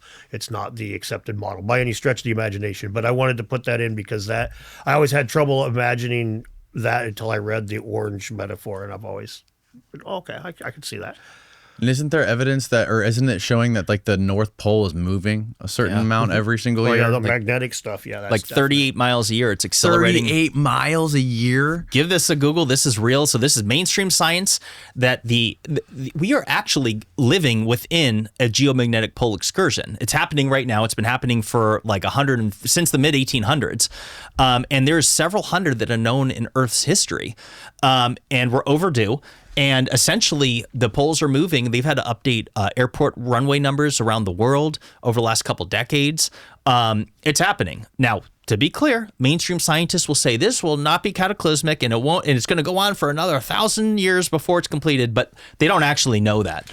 Movement of the geomagnetic poles is not a constant rate, but varies over time. According to recent data, the North Magnetic Dip Pole has been moving at an average speed of 55 kilometers or 34 miles per year since 2020, which is faster than the historical average of about 10 miles per year. Yeah. This acceleration in movement began around the mid-1990s, with the pole currently drifting towards the northern coast of Siberia. Holy shit. And what is the conventional explanation to why this is happening? It's for unknown reasons other than it has to do with the internal molten iron core, that it's shifting. It's pretty basic magnetism if you really think about it. Like, you ever seen like a Jacob's ladder with electricity going up it? The electricity doesn't just straight across in this bar, right? It moves, it dances, it's like fire. Okay. So imagine if the Earth is, just to make it simple, imagine the Earth was just a metal antenna with electromagnetic, with a magnetism popping off of both poles, right? That's going to dance. It's going to weave around and stuff. So coming out the top of the Earth, where that pole's created, it's never going to be stable. It's always going to be a fire. It's always going to be a lightning. It's always going to dance. So it's never going to be stable. But at sometimes it's going to get a little wonkier than others. Now, since the Earth that's created through this spinning metallic core, there's all kinds of forces that could fuck with that. Right? All kinds of forces could fuck with that. Impact could fuck with it. Probably a lot of things that we're not even taking into account, I would imagine. Yeah. So like how bad would it get? Like if the Earth is spinning, right, at the rate it's spinning, I don't know how fast it's spinning, like 1,000,000 miles an hour. 1,000 miles an hour at the equator, 1,000 right? miles an hour. And that's okay. how they go with the 23,000 mile plus circumference. And And if that's spinning, and then you have the Earth, basically the crust, go like this, rotate that way while it's spinning, I can't imagine anyone would be able to survive that. Oh yeah, it would be devastating. That would be devastating. Unless maybe you're in an airplane. Could you survive if you were like flying? Well, maybe? they say that. So this is the pseudo part, but they say that because of it, the winds, you're going to deal with the winds. Yeah, the wind. Let me just be clear. A NASA scientist debunked Jimmy Corsetti. He says I'm totally wrong, and he says, Did he really? Yeah, they responded. There was here's something that I think is really interesting. So I had shared that on the Joe Rogan podcast I did with Ben Van Kerkwijk. Yes. And I was talking about the Adam and Eve story, which talks about the pole shifts being the reason why Earth's civilizations keep getting reset. And I shared this as I shared what was considered mainstream science and what wasn't. But Media Matters, which was funded by George Soros, did a hit piece on me in the weeks following that. And I'm like, why is Media Matters doing a hit piece on Jimmy Corsetti, the YouTuber, talking about some ancient conspiracy theory, which I made clear isn't based on total science. Some parts of it are, but like they did a hit piece on me, and it was actually nasty. And I'm like, that makes my conspiracy wheels go that I'm over the target in some way. Because like why? And I'll tell you why they would debunk it is because it contradicts or at least throws a wrench in the man-made climate narrative, which is that if there are things happening that are so much worse than anything we could do on our surface from pollution, that they don't want those to, like, why are they so opposed to cataclysms in general? Like Graham Hancock they don't even want to entertain, look, the dinosaurs were, wiped off the Earth from an asteroid impact, but nothing much has happened since. So just shut up about it. That's kind of like the mentality. I'm like, come on, guys. Like, there's evidence of extinction level events. Since then. Younger Dryas was 75% of all mammals in North America going extinct at that time. Crazy. It's like things have happened. But when it comes, so let me tell you what they'll say is that when it comes to pole shifts, the geomagnetic pole excursion, they say will not be cataclysmic. They say that the worst that will happen is that it could cause telecommunication systems and satellite issues as well as issues with the electrical grid. And I'm like, and that's it. And I'm issues. like, yeah. And I'm like, hang on a second. I'm like, if you're suggesting that the power grid will go down or that our satellites will stop working and telecommunication issues, like our internet would collapse. If that happened, that's cataclysmic. If the power goes out, that means your city water pumps will stop working once the generators that are run off fuel run out. Imagine if the internet went down right now, almost every single cash register at any major store or gas pump will stop working. They won't be able to tender your... Take it a step further. You'll be able to use a credit card anywhere. If all the zeros and ones disappeared off of this planet's hard drives right now, how much money is left? Your bank account says zero. Fucking you are zero, I'm zero. That is crazy, dude. That's when you think about it like that, things get fucked. Okay. So you're talking Mad Max. I mean, we're talking hardcore Mad Max, right? And imagine this: like if the power grid went down, never mind that you can't buy anything; it'd just be wide scale looting, and electricity goes down. If that happens in winter, many people would die. But here's something else: is that water, purified water, which is that once those city water pumps and the treatment facilities go down, people are going to succumb to waterborne illnesses. Like this is weeks after, but like in the event of a grid down scenario, the fallout from that, even the collapse of the supply chain involving prescription medication. So my ex-wife was a pharmacist, and I asked her, I said, how many people actually need their medications to live? Like, because the people go in there for anti-anxiety and other things, but like how many people their medication is keeping them alive, whether it's heart issues or whatever it is. Right. And she thought about it, and she was a smart woman, and she's like, 5 to 7%. And I'm like, okay, that's a small percentile, but like that's actually tens of millions of people. Yeah. And so and it's how like, many of those medications need to be refrigerated? Right. So, this is, so they can say that none of this crustal displacement will happen. The Earth's, nothing's going to happen. Like, okay, but if you're saying the grid will go down, okay. It's like that's a big deal because we're so dependent on it. If the power grid goes down, civilization is Mad Max. And they try hard to, it's almost like a psychological thing in humans ever since Darwin to try to like not, scientific humans anyway, to not inject catastrophic means into anything happening. They call it, the scientific debate was gradualism versus catastrophism. In the early days of science, it was expected to prove the Bible, right? So when you're looking to prove the Bible, you're looking for floods, you're looking for comets, you're looking for fires. When you look to prove Darwin right, everything's slow, everything erodes over time. Now, after the KT impact in 1980, when that was accepted, they started accepting what they call punctuated equilibrium, where they accepted that you could have generally slow times with the occasional catastrophe. That's only fucking my age. I mean, I was 5 years old when science finally accepted that shit. So when they look at things like what's going to happen when the geomagnetic poles wiggle around, it's almost like this scientific knee-jerk to just be like, oh, it's going to be fine, bro. It's not going to be bad. It can't be bad. That would be biblical proportion. Can't be biblical. And you want to know something interesting is that there's actually hard scientific evidence that contradicts their...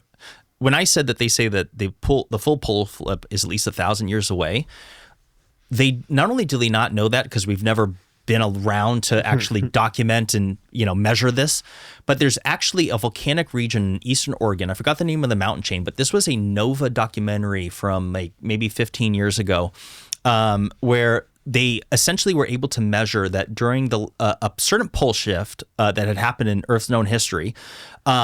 It accelerates. So it starts slow and it gradually accelerates. And the reason why they're able to measure it is that so an active volcano at that time, as the magma turns into lava and then solidifies, wherever magnetic north was at that time of when it solidifies is where it's like a time capsule that your compass today will move as you bring it over that volcanic rock to wherever magnetic north was back then. And what they discovered was that during that pole shift that happened to have happened at the time of that lava flow was that the pole shift accelerates, it starts slow, and as it gets more and more dramatic as time goes on to when it's undergoing its full flip. They say that it happens so quickly that you could probably watch your compass slowly move throughout the day during the flip. So essentially extremely fast. Wow. And that's hard science. This was a NOVA documentary. I forgot the name of it, but it's a good 15 years old. It's hard to find, but I could dig it up on YouTube. It's out there somewhere.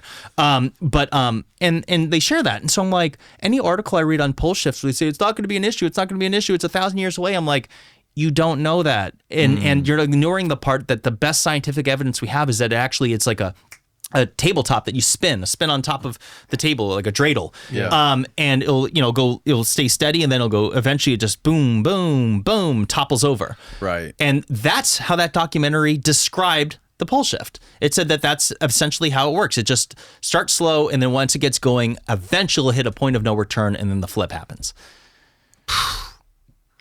So don't worry about it. Don't worry about it. It's fine. We gotta get a hard drive on the moon ASAP. Yeah, and a seed vault. Because nothing's gonna be here except for the pyramid and Put my Stonehenge. Bitcoin on a hard drive up there. Yeah, no, Stonehenge.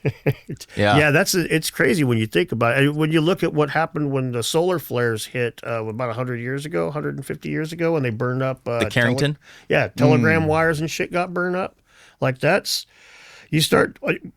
we get to that kind of point with the poles flipping and stuff. And I mean, I can't predict what's going to happen. I don't think pretty much anybody's going to be able to predict exactly what's going to happen because you got electricity doing the Earth is our ground. I mean, it's half of all of our electricity. The Earth is half of the equation. So you start fucking with that polarity in our society where everything's electrical. So, it's just going to get weird. We're going to be definitely in uncharted waters. Didn't the didn't that have something to do with Gobekli Tepe as well? So, yes and no. So this is conspiracy, and I'm the one that had kind of blasted that out. Basically, I suggested that there is a correlation between the WEF and Gobekli Tepe as well as a Gunung Padang. So Gobekli Tepe has essentially, as of 2015, the Doges Group, which is a business conglomerate in Turkey made up of 250 companies. The CEO of it is a longtime member of the World Economic Forum. And since the Doges Group took control of Gobekli Tepe, excavations have diminished and slow, and now they say it's going to be a 150-year time frame. And then I saw that at Gunung Padang, the minister of the Ministry of Research, Education, Technology, or whatever it is in Indonesia is also a known global shaper of the World Economic Forum.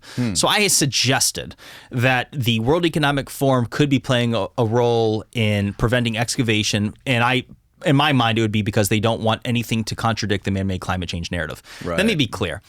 This is a conspiracy theory, and it may not be based on truth. I have more doubts now than I did back then when I suggested it in the video. I still think it's possible, but for this to be true, I'm going to need to see this at other ancient sites around the world. So as of right now, I think it's responsible for me to say that the WF connection, although there may be something sinister there because the WF wants 15-minute cities. They want to get rid of gas-powered cars and stoves. These people are insane. They're the initiative. They're the ones that are perpetuating that out to the world. So I'm like, these people are not looking out for our best interests.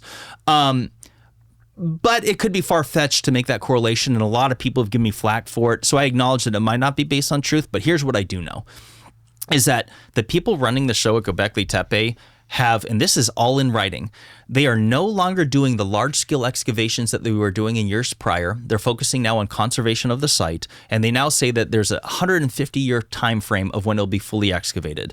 Now, the naysayers will come out and say, well, we never fully excavate sites as it is. I'm like, okay, that's true. However, Gobekli Tepe is a bit interesting in that it's made up of concentric circles or I shouldn't say concentric circles, pillars, T-shaped pillars that are in circular enclosures. And they've only excavated somewhere between 5 and 10% of this entire site. The most recent study on Gobekli Tepe suggests that it may be the world's oldest lunar solar calendar, which is super interesting considering it's almost 12,000 years old, or at least was buried 11,600 years ago. It could be older. The best data we have on it is 11,600 years old, at least the time of its burial. And so since there's more than 100 of these T-shaped pillars that are still buried, all of which seemingly are depicting something, could be telling us a story. Some people suggest that it's it was purposely buried to preserve knowledge of the past, or that it was documenting a cataclysm. That's all conjecture. What I do know is that we're never going to fully understand what this site was until we fully excavate at least the pillars. Dig up all the pillars is what I'm advocating for. And if it's a 12,000-year-old lunar solar calendar, that right there is significant, because the academics will say that this was built by primitive hunters and gatherers. This is not evidence of a civilization, Danny. This is not evidence of a civilization. This is, and I'm like, man, this site is so sophisticated. I don't think this was built by random cavemen people. Right. Like there's more to the story than that. Yes. And so especially if it's a lunar solar calendar, that is mathematical brilliance. Where you the lunar solar calendar come from Dr. Martin Sweatman. And one of the things he's gotten a lot of grief for is that he interprets a lot of the animal symbols as different constellations, and other people have interpreted different animal symbols as different things. And then there's other people that are very skeptical and they say these are just fucking animals, man. You know, what are you getting into here? This could even be proto-language and stuff here. The thing is that we've got every pillar we look at, we see new symbols. Every pillar we unearth, we see new symbols on. This is further back than anything we've seen like this. There's no reason for us to not. There is a lexicon of old iconography staring us in the face. It's buried under fucking ground, and they're advocating not digging it up because we don't normally do that. Well, look, man, if you go to fucking Greece, you dig up a column, the next column and the last column were the same. But we know at Gobekli Tepe, you dig up a T-pillar, the next T-pillar and the last T-pillar were different. So dig up more fucking pillars, man. This is not the same thing. And they have, let me just be clear, this is not a matter of funding. The Doges group had poured in $15 million from the get-go to install, so this is where the real controversy comes in, is that they had built all the infrastructure for tourism out there. The roads, the sidewalks, the viewing platforms, and the roofing structure. And it was in the name of tourism and conservation. And unfortunately, that caused a lot of destruction to the ruins in the process. The wife of the late Klaus Schmidt, who was the initial excavator of the site, was an archaeologist herself. And then when she was invited out there in 2018, following the construction of these platforms, she went public and documented that they had poured concrete on ruins, that some of these roads were put on top of ruins. She said there was destruction to ancient ruins out there, and she got a ton of flack for it. This is an archaeologist sharing what she witnessed. She had worked the site with Klaus Schmidt. And so I suggest that, like, two things. One, it's incompetence and mismanagement. They blew it. They fucked up when they built these things. Yeah. But on top of it, the fact that this stuff is on top of ruins signifies what I've been saying, which is that it's preventing a full excavation of the site in the first place. It's an issue. And, you know, it's like they fucked up. And same thing with the trees. Okay, it wasn't nefarious, because this is where the conspiracy is like, they planted a species of tree that is illegal to cut down, and by having the trees there, you can't fully excavate it. That's conspiracy. Or maybe it's just money, and the people, the farmers that sold it, are just trying to make a buck, and they all fucked up in the process by allowing the trees to be planted where they were.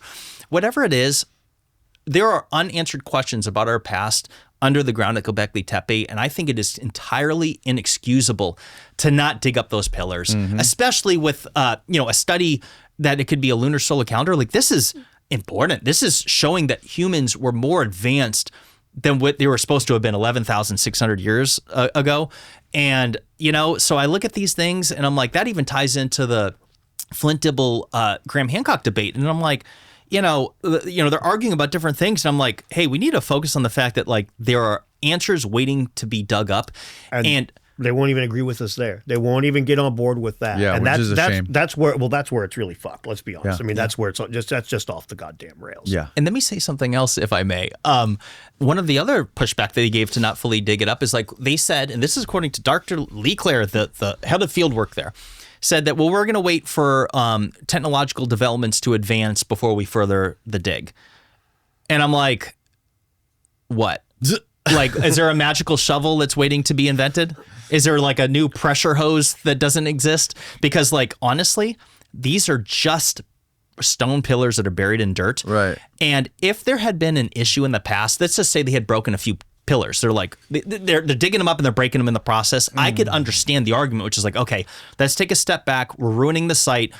That has not happened. This is not an issue. They're just, like, they're gaslighting. The only technology they're going to need to save stuff would be stuff to, like, stop the damage, undo the damage the tree roots did. I mean, fuck. Come on. At this point, clearly, like, again, there's stuff there that we don't know. It's about the prehistory of humanity. It's some of the earliest, most complicated iconography we've seen anywhere from that time period. For fuck's sake, man. It's like if we had 2 manuscripts and you know where the rest of them are, you're going to want to read the rest of them. And the opposition to it, honestly, is one of the things that is it makes a guy like me even get a little conspiratorial, because there is no fucking reason on God's green earth to not want. It's one thing for them to say, okay, man, you know, it's going to cost a lot of money. This is going to be a problem. But how much could it possibly cost? Well, but the vitriol, Nothing. fuck, the vitriol that we've seen from it's insane. Yeah, no, it's a shame. Here's a fun little fact, which is that most of the people they're digging out there aren't getting paid to do it because they're PhD students that are doing their field work. Right. That's right. And so it's like, bro, I would dig out there for free. Right. Invite me out there. I'll do a half day's work until my hands are blistered. But like, no, it doesn't cost. It costs money. You got to feed people. You got to house them. Like, nothing's free in this world. But just to be clear, no one at the site that runs it has said that this is about money. And there's a lot of money out there. And if it was about money, oh my God, they could crowdfund that. It's not about money, because that's what some of the people say. Well, you know, things cost money. And I'm like, okay, but just to be clear, the Doges Group is $1 billion conglomerate, and they're not short of funding here. Right. And they haven't said that they were, and it's not an issue, and it is just inexcusable. And like you said, like, there's not a reason on God's green earth to not further study it. Right. And if I had to come up with a conspiracy on why they would not want to do it, is that considering that the evidence shows that Göbekli Tepe was buried 11,600 years ago, the same time of the Younger Dryas climate catastrophe, perhaps there's information there that would illuminate that. Perhaps it's the very fact that this site is, I think, very strong evidence to show, like, as Graham Hancock puts it, and they just blow him off, but it's like, this site is an enigma. This is not supposed to exist 11,600 years ago.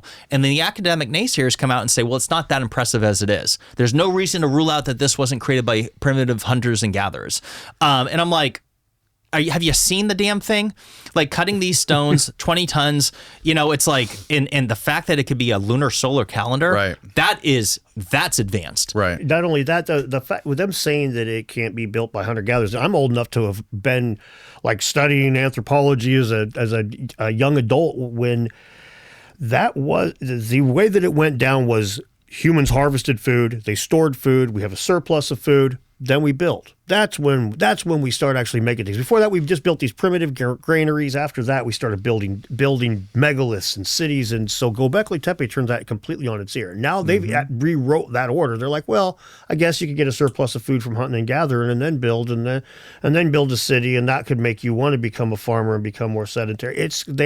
That one site is so enigmatic that it flipped things 180 degrees in that regard, and it's still like. That might even be part of the reason that they're kind of opposed to digging it up. It might still be a little bit of a black spot in some of the older guys' eyes. I mean, it might just irritate them a little. And one other thing to say about it is that and correct me if I'm wrong, but from what I remember, Flint Dibble, one of his arguments against Graham Hancock when discussing Göbekli Tepe on the Rogan podcast debate was the lack of evidence of farming, correct? Of agriculture? That's right. And I'm like, that doesn't prove a lack of a civilization. Like, no one's really suggesting Göbekli Tepe was somebody's home. Right. And it's like, well, because, it's like, where's the evidence of the agriculture? They'd have to grow food to live. And I'm like, that's not proof at all that it wasn't constructed by people, or I don't even, to me, I'm like, that's a side point. I'm like, they got food from somewhere else. It doesn't, or the farm is gone. Yeah. like, let's be real. Are we really going to pretend that evidence of growing plants is 100% going to survive after almost 12,000 years?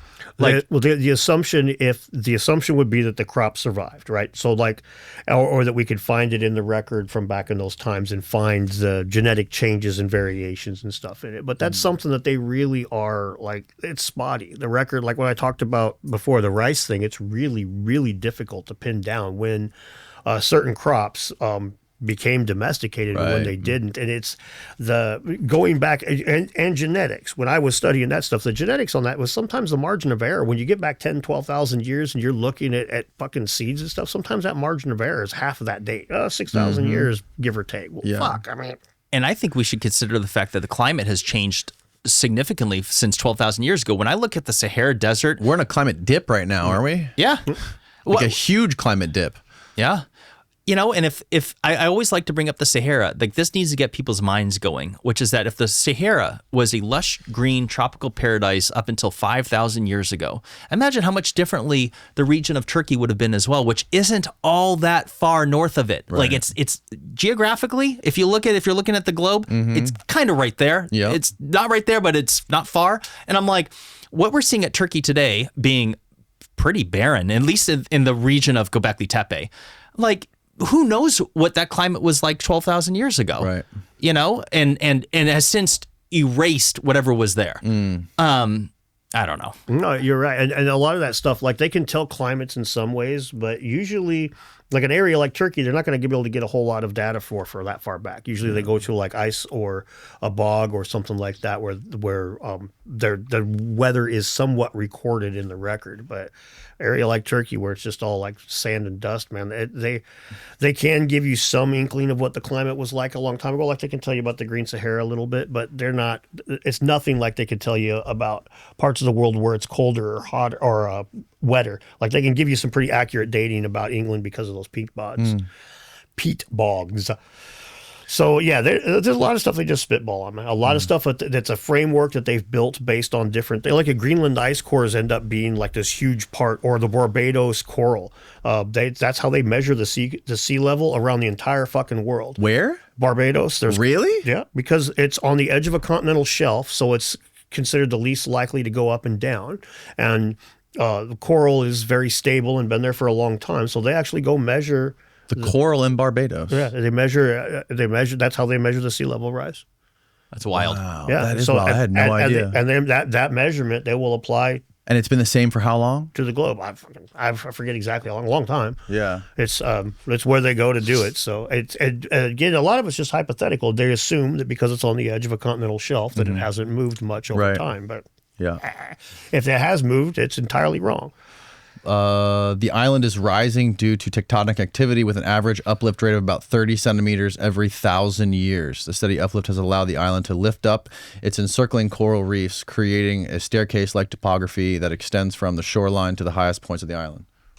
The highest point, Mount Hillaby, records sea levels back to 640,000 years ago. Yeah. That's bizarre, man. And so, yeah, all from one spot. It's crazy. But I love science because of that. But it's also, I always find it's interesting to look under the hood a little bit, because the things that are presented with such certainty, we know exactly where the sea level was in South Africa at this time. Well, actually, we measure that in Barbados. Right. Well, hey, you guys got flights to catch. Oh, shit. So thank you guys so much for coming. I really appreciate this. Has been super fun conversation. We just did like 3 hours and 40 minutes. Wow. Danny, it was a pleasure. Thanks for the invite. Let's do it again. Thanks for the invite. Tell everybody where everyone can find you guys on YouTube and all that stuff. DeDunking. My name's Dan.